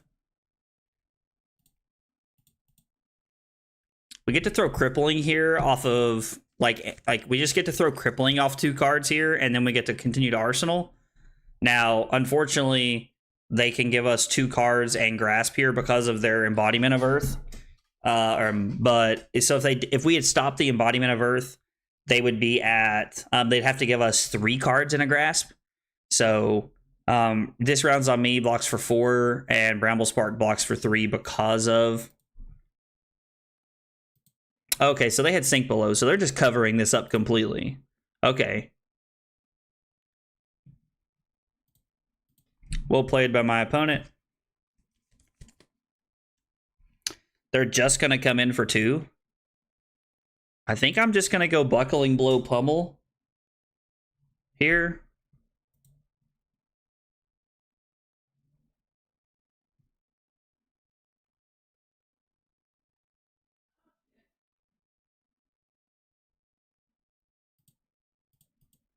Let's go Buckling Blow Pummel, and then I can Arsenal my Spinal Crush here. And Buckling Blow will, like, so the 2 resources, like, is, like, pretty telegraphing here, because if I didn't have it, I would just activate Bravo. Oh, and Unmovable? Bro, what is going on right now? Unmovable and a Sink Below. All right, well played, opponent.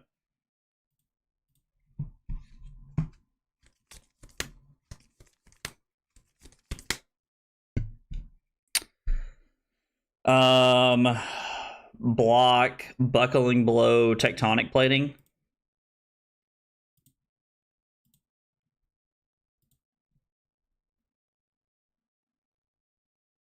Yeah, that's fine. I don't care to take 2 here. I'll just go to 30. I'm going to make a Surge and then throw Spinal Crush. I mean, at some point, we have to run them out of defense reactions. Hypothetically, if we don't kill... If they don't, like, flip the script and kill us at some point. Which is very possible. Briar is a deck that can flip the script in no time.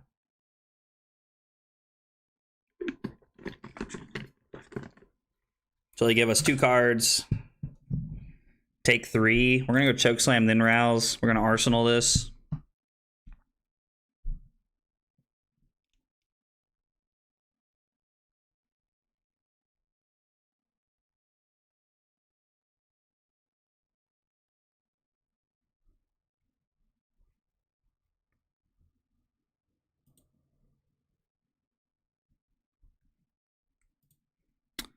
Let's block like this.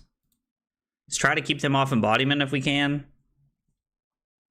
So, I mean, if we really wanted to keep them off Embodiment here, we could, but I don't think it's worth.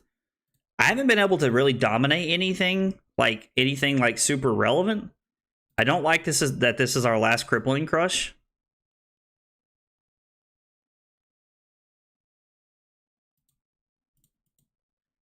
We've had 2 reds in a lot of our hands so far, which has not felt great. Well,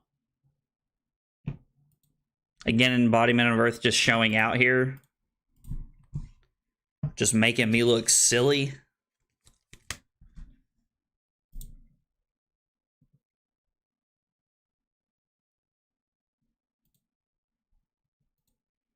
Our last pummel's in the bottom of the deck. So we put it on the bottom earlier. And we haven't shuffled since then. And we probably won't the rest of the game.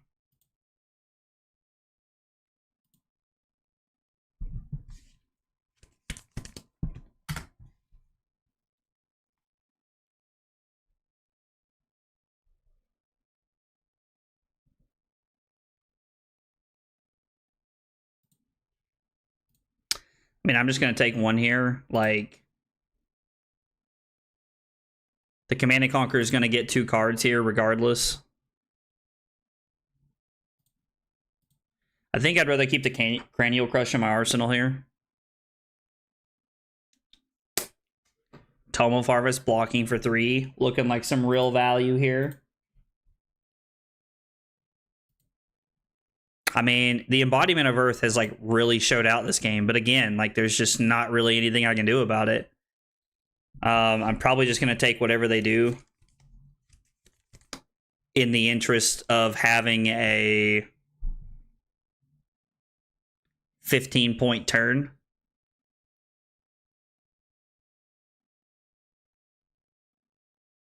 I could also block Showtime Crown and try to keep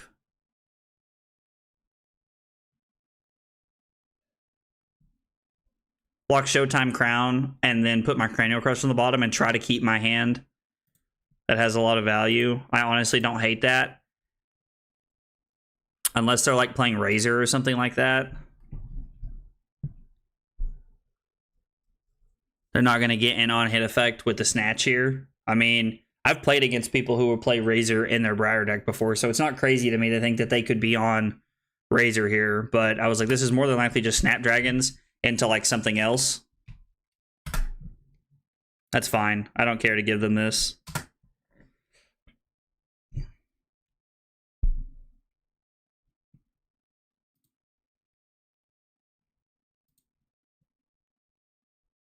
And then they just come in for 2. I mean, like, again, that's fine.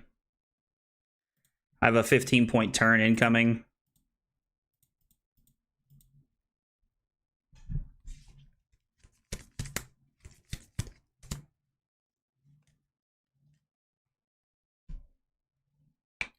This Briar player has played a lot more effectively than the last Briar player that we played against, and I think that they're honestly in a pretty favorable position right now. And I think that that's what Briar really wants to do against you, is like they want to put you in a situation where they're just like ahead and like all of their cards are just super relevant.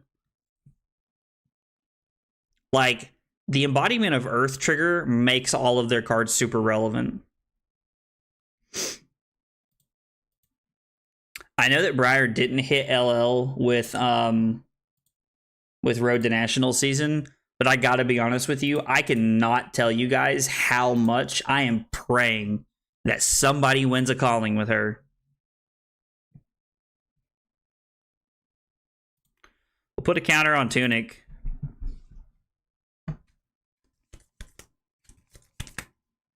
Tome of Harvest just draws them right back into their hand. Jeez.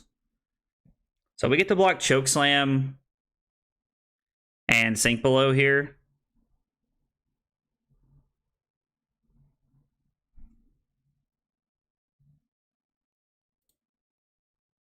I mean, it does have Go again. They played Force of Nature, so I need to block this to not give them a card. I'm not going to sink anything.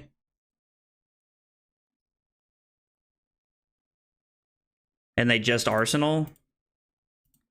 So now we can throw Command and Conquer, get 2 cards out of their hand. Man, I'm not saying that this is like we're winning this game or anything, but we're definitely in a better spot than we were a minute ago. They kept their hand to do that, and it was not impressive.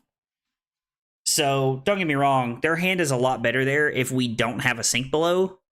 So like it's not like I don't know, it's a very questionable decision to take some damage to do things like that.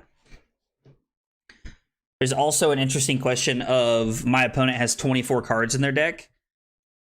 Can I fatigue them? Not likely, but it's possible. We have 2 blue unmovables left in our deck. Oh, they had to give me 3 cards there. Oh, you love to see that. Well, if you're me, not if you're them. If you're Briar, you're crying right now. I love to see that.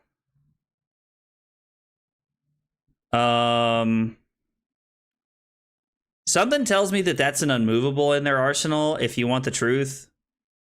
The only time I've ever seen Briar play unmovables... Where is the unmovable? Am I crazy? Did they not play an unmovable earlier? Yeah, there it is. The only time I've ever seen Briar play unmovables, they were on all 3. So I'm very...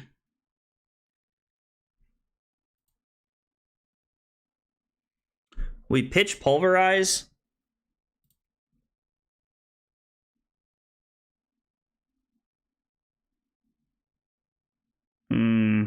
I mean, there are a lot of things that could go wrong here, but I think I'm going to take 2 and go for it. I could also just block with the Rouse the Ancients, throw Hammer for 4, Arsenal my Spinal Crush, but while they more than likely have a unmovable in their arsenal...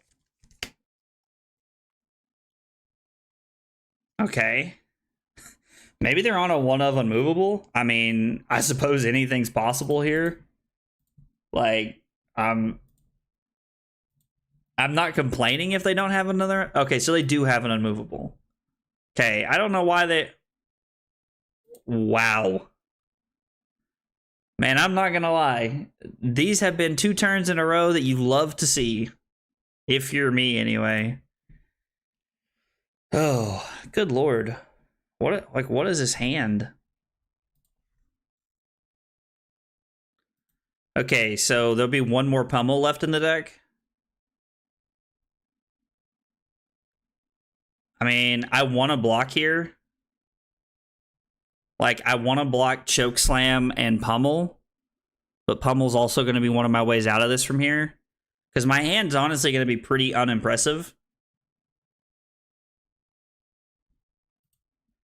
I just think I have to. I don't think I can really give them this.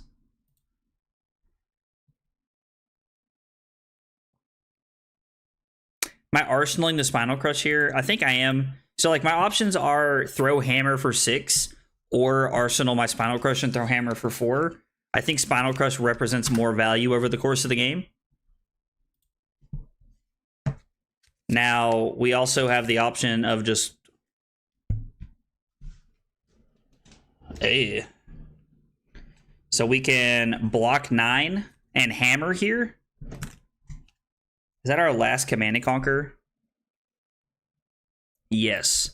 So we block Disable, Debilitate, Command and Conquer, and then take 4, go to 13.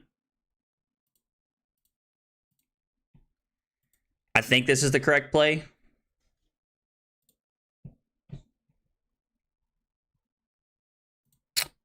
Yeah. We can either block 2 or swing 4 here. And considering we're still up 2 points, I think we're definitely swinging 4. Like, if nothing else, our hands the rest of the game kind of just say block 9 and swing 4. Which is not really a winning line in my opinion, but it's an option. Like, it's something we can do if we feel that our back's against the wall enough.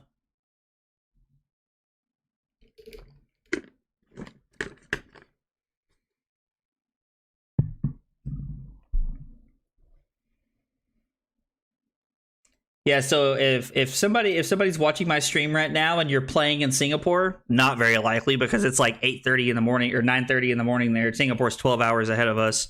Please win with Briar. I'm begging you. Please win with Briar.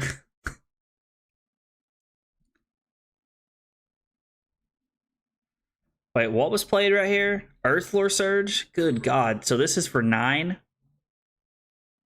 So... we're going to take the Rune Chant here. and then we're just going to give them another 3 cards. They are catching up on cards pretty quickly, which is a little frightening, but we're just doing what we can here. If our opponent ever has a phenomenal hand, they'll probably just try to flip it here. Okay, here we go.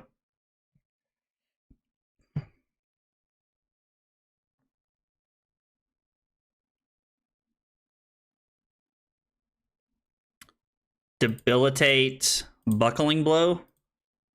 We get to stop their turn, and then they have to give us 2 cards right here. You love to see this. This was a very good flip. Undo that. I'm about to like have a stroke.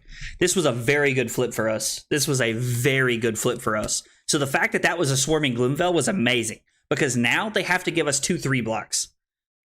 Oh yeah. You love to see that. That's what I'm talking about. So they go to 6, they keep 2 cards, and we have to pretty much hang on for dear life here. God, I hate to block with our last pummel. I hate to block with our last pummel.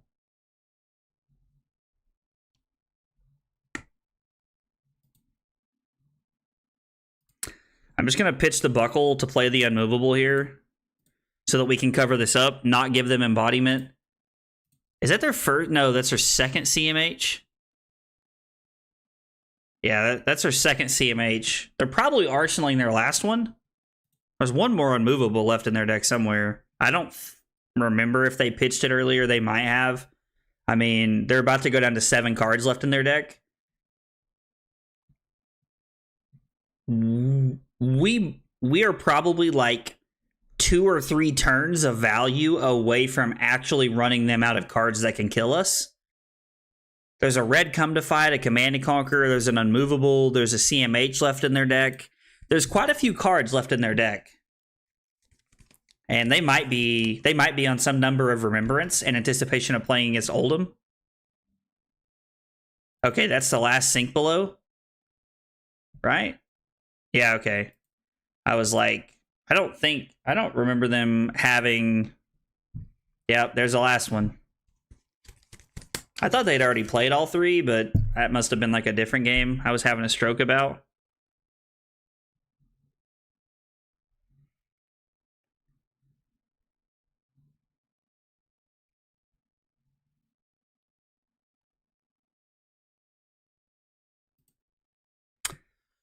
So how much do we think that's the Unmovable? Or that there's an never mind. I'm asking ridiculous questions. So there was a thought in my head of block 3 here, play Terra Sunder, play Hammer, kill like and try to get 2 cards out of our opponent's hand. But I think we're definitely just forced to.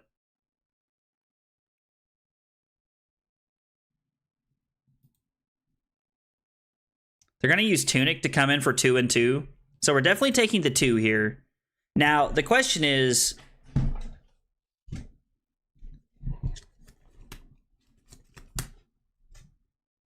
I think it's worth going to 8 if I'm being honest with you guys. Because if we go to 8 here, we get to throw Hammer for 6, which means they give us a card. And if this is Unmovable, they play the Unmovable by pitching a card. There's also an all-red hand coming up. I think we're just going to 8 here. Because if they have a relevant card in their hand that they're arsenaling, like a Come to Fight, because I know that there's a red Come to Fight left in their deck, or like something of like stature that's like, or like something that's like really, if they have something that's relevant, letting them have 5 cards here is super scary. Okay, so this is their all red hand, which means they have a Command and Conquer. And I want to say a Nimbalism. Looking through their graveyard, they only have 2 Nimbalisms over here, so I think... Okay, so they give us the Command and Conquer and the Come to Fight. Which means I don't think their hand is going to be that impressive, if y'all want the truth. They hit a blue.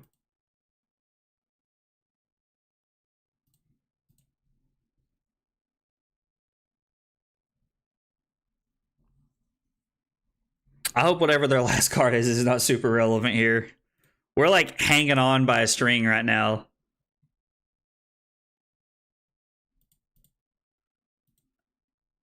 We're just straight up on the blocking tour and hoping it's good enough because we're at 6.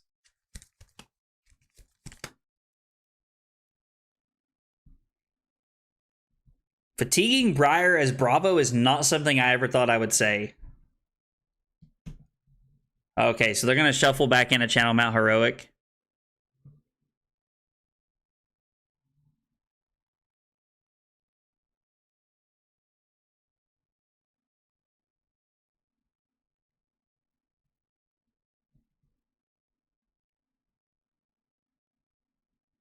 Oh, they don't have any attacks left, so they're shuffling back in attacks.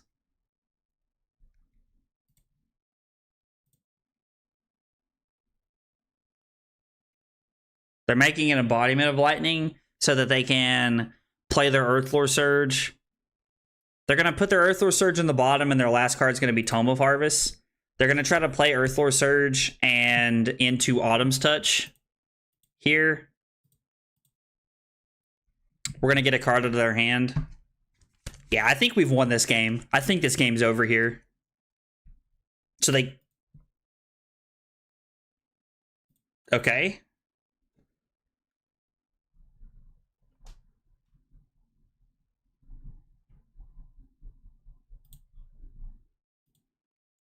I mean, we're definitely just blocking 5 here. And if they make a Rune Chant and come in, we're just gonna pitch to A. We're gonna pitch A, B, and then block with the Pulverize because they're running out of cards here, and we're just gonna win with Hammer. That was their last attack, I'm pretty sure. This card's a Tome of Harvest. So they have Earthlore Surge, Tome of Harvest, and I should know the last card in their deck, but I haven't been paying attention. If I was paying more attention, I would know what the last card in their deck was. So basically me not knowing is just me being an idiot, not thinking. Let's refresh. I think it's me that's lagging. No, my opponent's just thinking.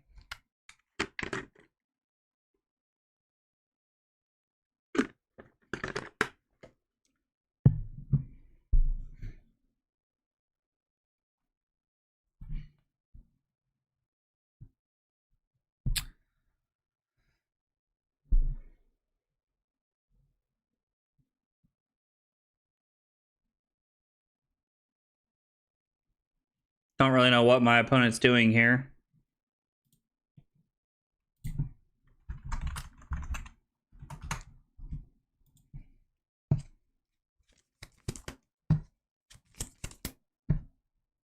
Yeah, I don't really know what's going on right now.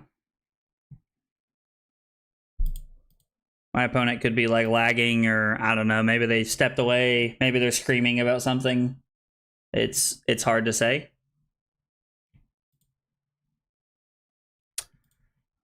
It's okay.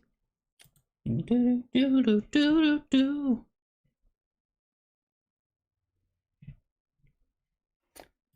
gonna go ahead and mark this one down as a win while my opponent is doing whatever they are doing. I think we went second.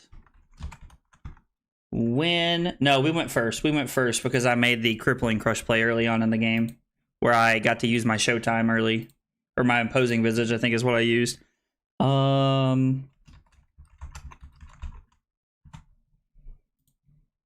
Fatiguing Briar is not something I thought I would be doing as Bravo. Although I think it's honestly like something that you can do.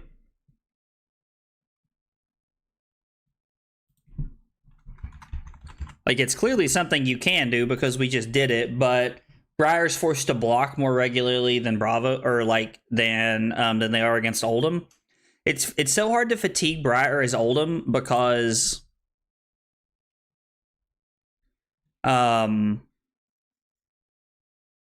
like they're attacking the entire game, and so they can set up their big turns really well. Like if they've been playing Briar for a while and like you're playing Oldhim, they can just set up their big turns, like, so it's tougher to fatigue them, even though you have more fatigue tools.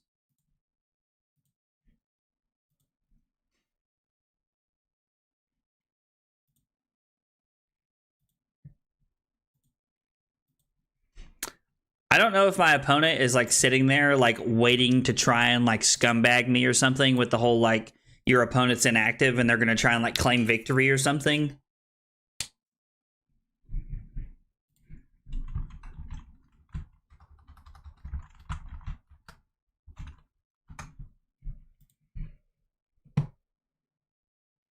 I have seen people do that before where they realize they've lost a game and they want their Talishar or like their February, like Talishar, like a win percentage to be better. And so what they do is they sit and they stall out games like this at the end of the game, and then they just claim victory once your opponent's hit inactivity status.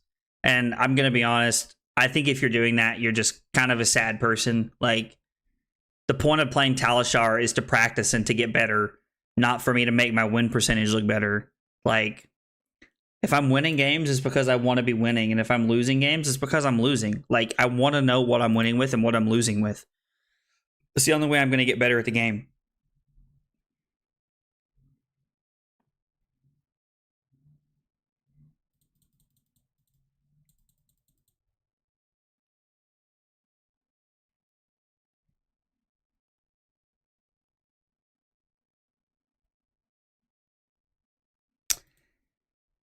This has happened to me multiple times playing Oldhim, when you get to the end of the game and people are just like doing this. Now, like, obviously something could actually be happening on like my opponent's end of the screen. I don't know, but like, I hate this kind of stuff.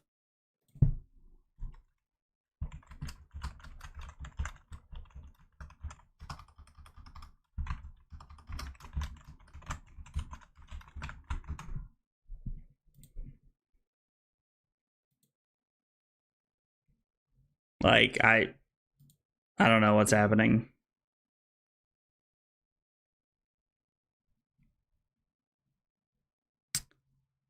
So I was actually playing a game the other night on Talishar, and I'll just talk about this while we're sitting here, but the other night I was playing a game on Talishar, and I actually had somebody, they were trying to make a decision, and I was like talking to the chat or looking at my other monitor or doing something, and it actually gave me an inactivity status, and they claimed victory while they were making a decision. And I was just like, really? Like, I like typed in the chat, I was like, really? I was like, is that like how you're trying to win games or something? Okay, is there a way to like report players? Is that it? Like, if you click report player, is that all it does? It doesn't like actually say anything. Okay, I'm not sitting through this. Like, I'm not sitting through the rest of that. That was nonsense. All right, 3-3 so far. Ended up fatiguing Briar. So let's see. We beat a Briar. It was our first game. We lost to a Kano, lost to a Riptide. We beat an Icelander, lost to Dorinthia, and then beat a Briar. It's been a very odd night for games played and games won and lost and things like that. I think I'm gonna play one more. I'll play one more before we call it a night. I don't know. I don't like 3-3. I'd rather be 3-4 or 4-3. I don't know. Like, if I was 4-2, I'd probably call it right here. Or 2-4. But I don't really like that whole like even number split of things. I like for there to be like a positive or negative record from the night. Also, guys, I don't know if you guys are just joining me, you haven't heard it. Recently, I was talking about this earlier in the stream. Twitch has changed their like policies or whatever, and even if you are no longer an affiliate or a partner on the Twitch platform, you cannot multi-stream at all using their service. And they're just starting to ban people, and that's going into effect July 1st. I actually gave up any monetization I had on the Twitch platform so that I could stream to a larger audience, so that I could stream to YouTube, Kick, Facebook, and Twitch all at the same time. And so now with that being ineffective, it looks like I'm going to be streaming on YouTube full time, or not like full time, but like I'm only going to be streaming on YouTube. Like, that's just kind of like where I'm at right now. I pay a pretty decent amount for my restream service every month so that I can stream to multiple platforms. And with Twitch no longer being an option, I'm probably just not going to be streaming there anymore. So we're looking at the end of the month for that. We're looking at that going into July. So we'll see what comes from that. All right, so this is going to be an interesting game. I want all of my defense reactions. We're running 59 cards. So I wish I had the Remembrance right now. This would be sweet if I had the Remembrance. We're definitely playing the pulverizes, and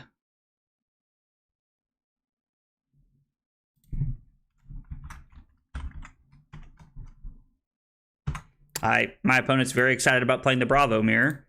More excited than I would be if I'm being real with y'all. So we have 3 red unmovables, or no, I'm sorry, we have 2 red unmovables, 3 blue unmovables, Sinks Fates. I'm gonna be honest, I think this is another matchup where we're just running all 70 here. Now the only question is, do I want Buckler and Titan's Fist, or do I want a Nothos?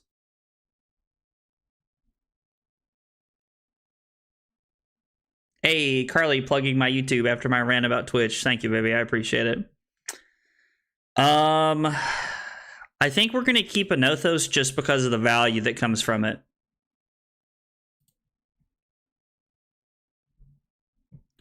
What is this? Oh my gosh! Starting off with the garbage. Well, hopefully my opponent attacks here, because this is not a good pitch stack.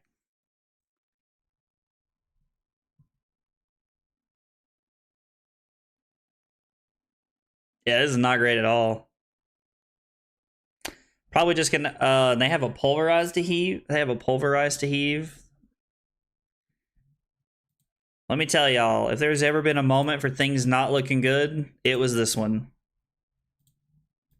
I'm gonna arsenal my Sink Below here and come in with a hammer for 4. Double pummel in my opening hand is very awkward and just all around not good.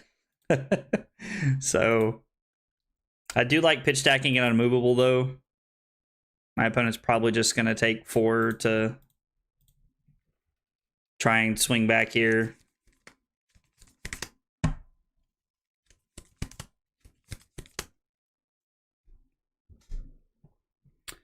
My opponent activate Bravo. Definitely don't understand why my opponent just didn't make another surge there. So we can go 3, 6, 8, 12. Take 2. Lose a Rouse, which is unfortunate.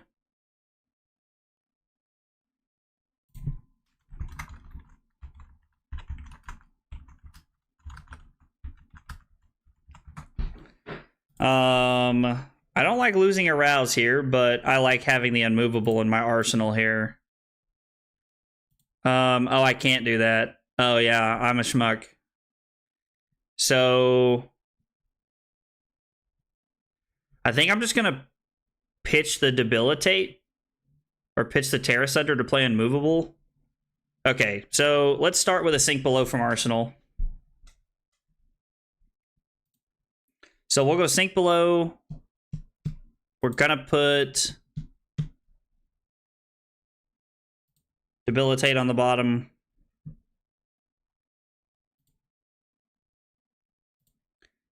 So we're gonna block 9, take 5.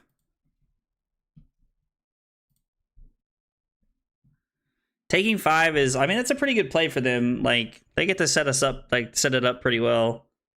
So the Surge pops. I'm gonna make another Surge, and then I'm just gonna arsenal my Zealous Belting and try to set up a little bit here.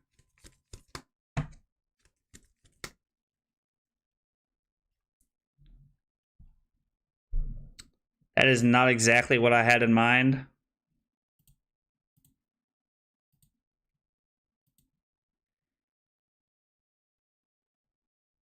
Okay.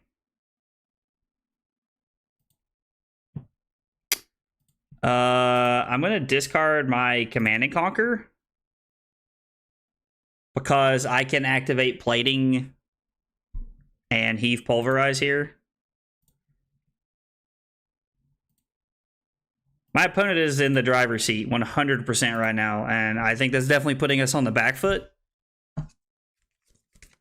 Man, if one of these was a... Like, if one of these was not a Buckle or an Imposing Visage, we could do quite a bit here. So, normally, I would block 6 here, but I think I have to block 3 in case my opponent has another pummel, and they're representing Pummel pretty clearly right here. I have to take quite a bit of damage, but I can discard my buckle. Yeah, like my opponent's had an extremely valuable start. We're going to discard the buckle, and then I'm just going to throw the pulverize here for 14. I'm very glad that I took the safer play of using tectonic plating the turn before that instead of using the hammer. If I had used the hammer, I wouldn't have been able to block at all, and I would be at 18. Like, I would literally be at half of my opponent's life total, which I'm almost at right now. Like, this is not looking good by any stretch of the imagination, but we're doing what we can. We're going to have to really try hard to flip this. We've just had way too many awkward hands.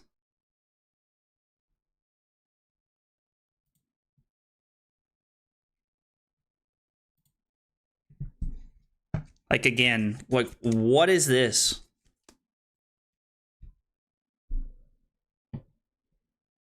I don't even know what to do with a hand like that. Like, 3 reds?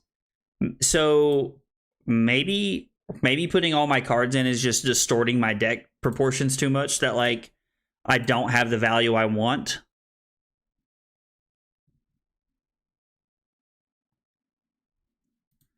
They do just give me 2 cards here, which is fine. I'm gonna arsenal this. Like, again,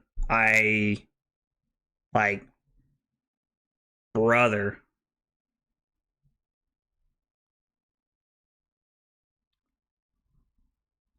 Like, let's go. And then we'll just Fate Foreseen here to stay at 20. We'll see what we draw. I don't really think we want to buckle right now.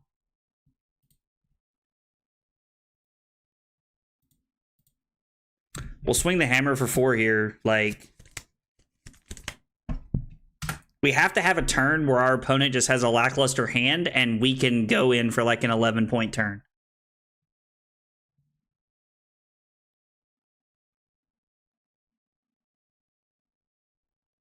Well, Chief called and this ain't that one. So let's block 3 and sink below.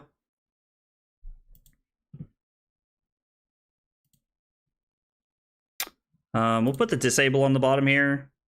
Drawing the unmovable is actually pretty sweet here. Hey, whoever subbed on YouTube, I appreciate it. Unfortunately, I didn't get your notification because your privacy settings are set up in a way that does not allow me to see that. But I do appreciate you subbing to my YouTube channel.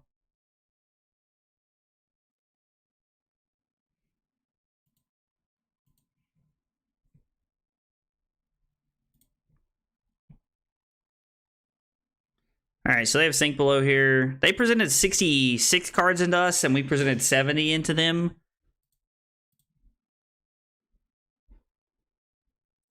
Now, I have to say, like, I'm up 2 life, but my opponent has a ton. And I do mean a ton. Yellow Chokeslam. They do have a lot more equipment block than us. We have 4 equipment, like what, 3, 4 equipment block, and they have 3, 6, 8, 9. Like, they basically have 5 more life, which just puts them up 3. And they have a go again turn here. They revealed Yellow Chokeslam and Macho Grande, which means this is just Hammer after this.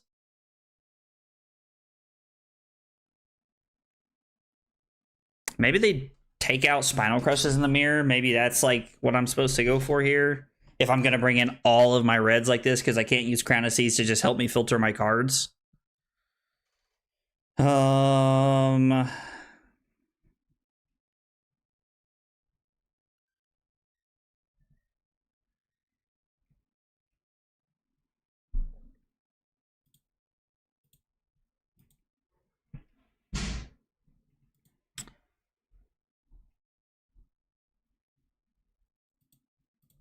I think I'm just going to block like this. I know that they have a Yellow Chokeslam, and quite frankly, if they want to play their Yellow Chokeslam, I'm fine with that.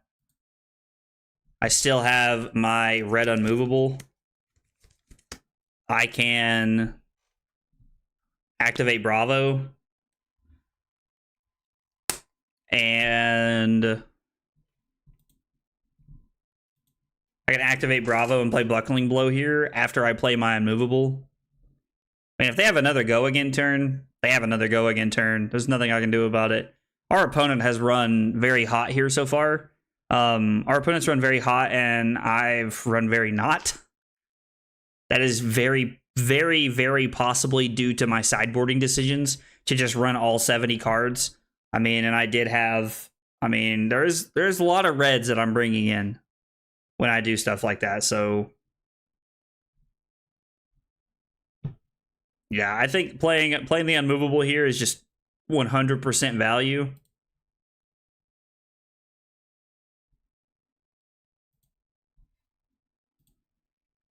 We'll pitch the Terrace Under. How many red Unmovables is that? 1? All right, and we played 1 blue one.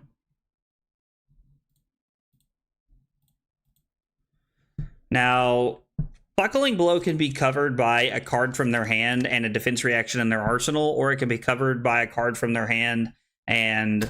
Yeah, so they have an Unmovable here. Okay. But there were a lot of options that allowed them to cover this up. Jesus, brother.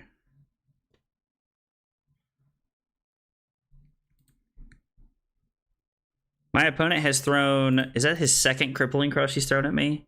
Yeah, his second one, and I've blocked with one. Those aren't exactly the same thing. I mean, we could go for the Buckle play here. Like, Arsenal the Buckle. I honestly think I'm better off to take 2 here and just Arsenal my Fate Foreseen. Like...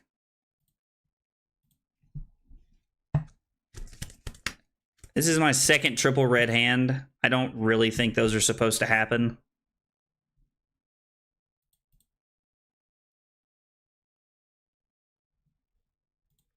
Let's block more strategically than this.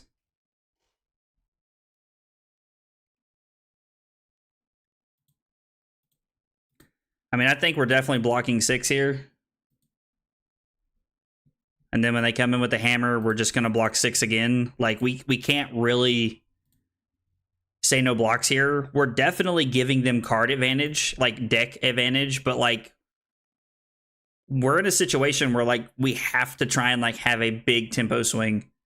And I'm going to be honest, I don't really know how we're going to have a tempo swing when they have all of their equipment blocked. We're down a point, they have all of their equipment blocked, and we have not a lot of ours left. We start the game with 9 and we have 4 of it left, so we have under half of our equipment block left.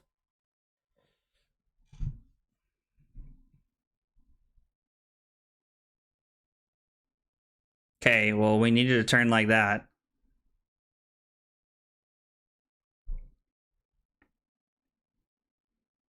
We're just going to go Fate Foreseen, Sink Below.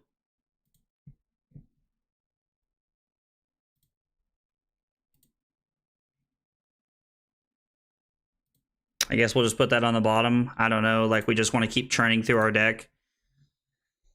Yeah,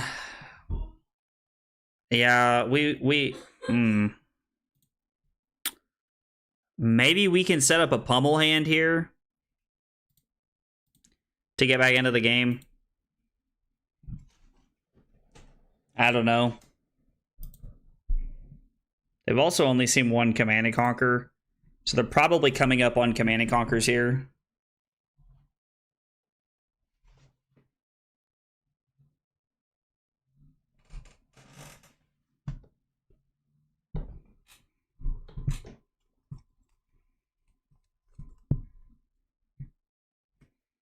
Okay, so they have basically an unplayable hand, I think. Based off the fact that they're crowning. That or they have a hand where they just want to see an extra card here. So they just have Pulverize. They needed the blue.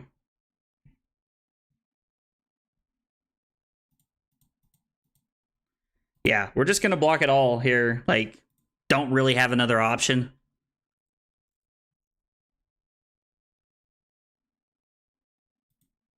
Like again, they've been in positions. They've been in a position both times where they've had the ability to just, God Almighty, can you please take a turn off, brother? For the love of God.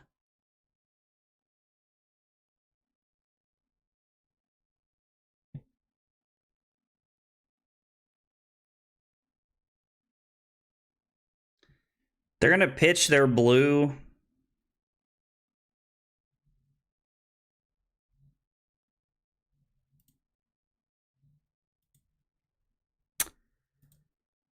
I'm about to go to 5 to throw Command and Conquer Pummel here. Like 100%, I'm about to, like, I'm down 9 points, so much equipment, and I'm about to throw. I'm about to try and let Command and Conquer Pummel get me back into this game. Like, they have to block with 2 cards from hand, and then they have to block with Crater Fist and Tectonic Plating. Okay, now that is sweet for me. Gosh, that could not have worked out any better. I don't know why he wasn't playing around Pummel right there. Like, in what world am I taking all that damage to not have a Pummel? I don't know. That's a very interesting play to me. God, can we please just get hands that don't suck?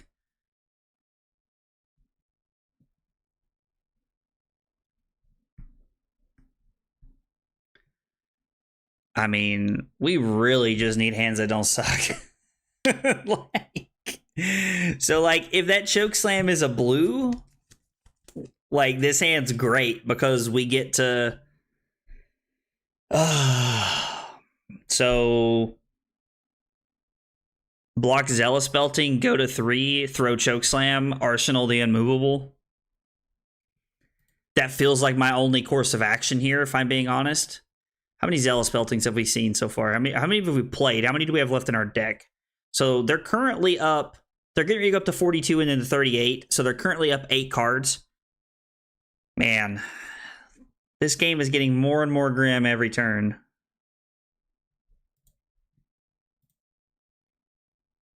Many rouses have we haven't let any rouses out of our deck, which means hopefully I pitch stacked well enough to be able to keep them. I honestly think that this is our best bet, is to just, like, block with Crater Fist. I think that being at 5 as opposed to being at 2, even if they have 1 more equipment block than me, which means they're up 6 points right now. This is the Unmovable that we pitched. So we're going to have, like, an all red hand, or not all red, but it's going to be like 3 reds, I think, at some point that we pitch stacked because we had no choice. Or maybe that was a different game. I can't remember. I honestly think there's 2 red pummels in our next hand, which is so bad. It's so, like, it is so unfathomably bad.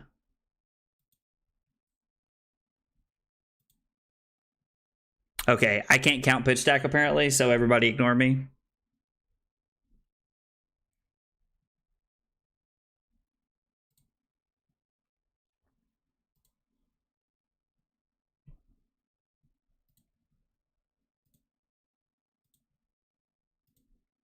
So we get to cover this up efficiently. We get to swing Hammer for 6, Arsenal Fate for Scene.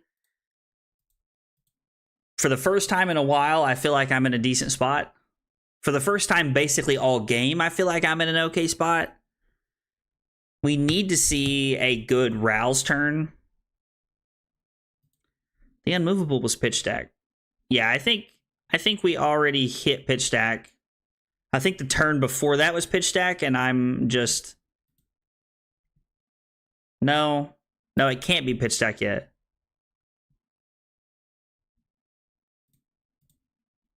Haha! There's my garbage.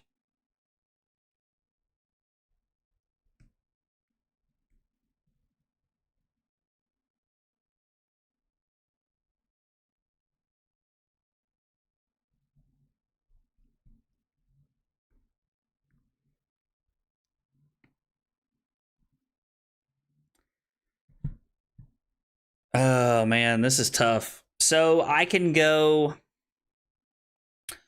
Pummel Debilitate.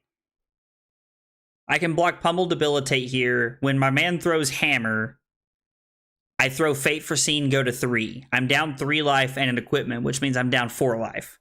I get to make a surge with a Pummel, Arsenal my Unmovable.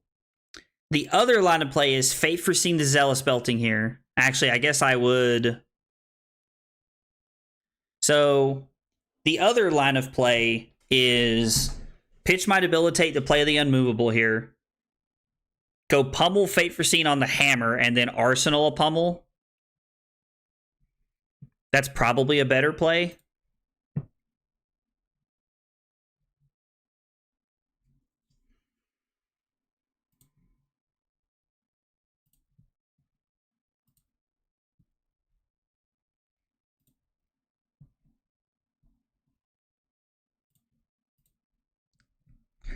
Man, this game has been all over the place.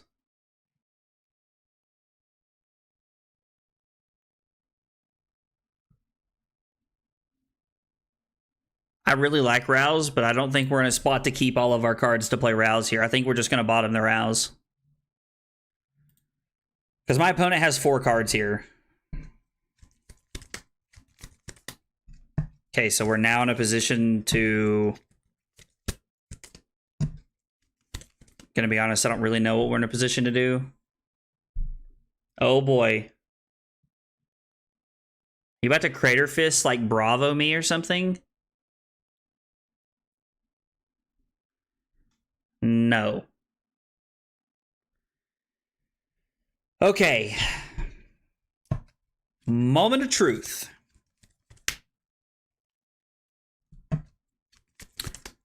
We can block Macho Grande, plating Crater Fist. Take 3, go to 2. Then our turn is Zealous Hammer. Keep our Pummel.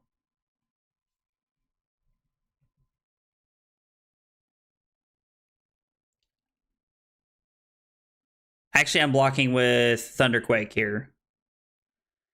I'm not a huge fan of going to 2 because all we have left is, let's see, we played all 3 Sink Belows, we've seen all 3 Fate Foreseens, and we've seen 2 blue unmovables, which means there's a blue unmovable left in the deck. But this is a hand that takes tempo pretty aggressively, and he can't pummel us here. I'm definitely living on the edge here.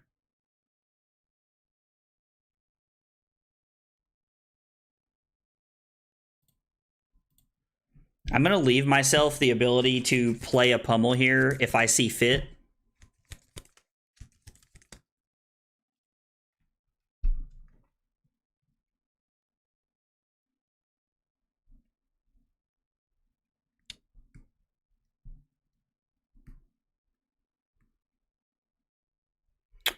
Okay, so if my man has an unmovable, which we have not seen a lot of here, me playing the pummel is just bad because 6 and 3 is 9, and he'll cover exactly 9. He'll have 2 cards left, and I wasted a pummel.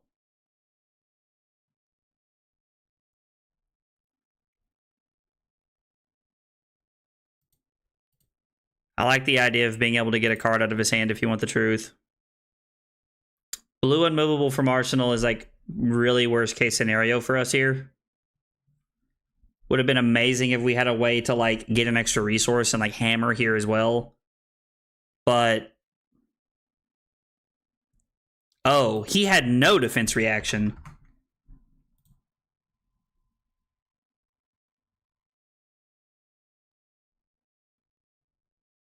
Not gonna lie, feels like we robbed that game. I did not think we were gonna win that game. 1000% just did not think we were gonna win that game. Man. I mean, okay. We take the wins as they come, so let's see here.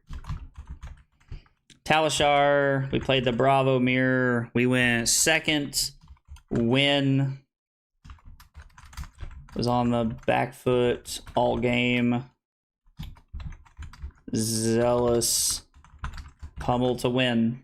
I mean, yeah, like, sometimes you just rob games you just shouldn't win, if I'm being honest. So 4-3 on the night was not exactly how I had planned on drawing up my evening, but 4-3 wasn't bad. I lost to a Riptide, first time I've ever lost to that deck. That I can remember anyway. I think I lost to Taylor one time. He was playing Riptide and I lost to him one time. But hey, good game, man. Did we just play, Michael? If we did, yeah, that was well played, man. I was literally just talking about how I thought you had that game locked up. Like, I just did not think I was going to win that game at all. Kind of felt like I just kind of stole that game at the end there. But 4-3 wasn't bad on the night, like, considering how things started. We beat 2 Briars, which I'm honestly impressed about. We fatigued one of them, so that was kind of cool. Lost to a Riptide, lost to a Dory. I don't think we're supposed to lose to Dory. And lost to Kano, I think was our other loss. Yeah, Kano. Like, and Kano's just, like, Kano's Kano. Sometimes you just lose to Kano, especially as Guardian. I know a lot of people think, oh, AB3 and blues, it's good. Carly's upset about something, but it's honestly not a good matchup. So anyway, all right, last Twitch rant of the night before I'm done. For anybody who watches me on Twitch, at the end of the month, I will more than likely, this is not 100% sure yet, but more than likely be done streaming on Twitch. They've updated their policy and guidelines, and so now you can no longer multi-stream across, like, I can't stream on YouTube and Twitch at the same time like I do. And I cut all my affiliation ties, like my monetization and ways of making money with Twitch, so that I could stream on multiple platforms and reach a larger audience. And so now they've cut that out as an option too. So more than likely, starting in July, I will be streaming on YouTube solely. So if you guys like my content and you guys want to hang out and like watch my content, check me out on YouTube. You can hit !YouTube in the chat anytime to find my YouTube channel. I do post there every week. Not just our live streams, but I'm posting like videos, shorts, like different things. So I try to keep active on my content and, keep things that are interesting for you guys. So anyway, I appreciate everybody hanging out tonight. Everybody who come by and stopped by. Somebody come by and wanted to learn about Flesh and Blood, and I think that's awesome. Every time somebody's in my chat and they're wanting to learn about Flesh and Blood and get into the game, makes me super happy. The more people that play Flesh and Blood, the better, in my opinion. So anyway, I'm not sure when I'll be back this weekend. Our weekend plans are kind of up in the air right now. I might be back on Saturday. I might be back on Sunday, so I'm not sure, but I'll make sure to post an event before I go live. So anyway, thanks for hanging out tonight, guys, and I will see you guys this weekend. Take it easy, guys.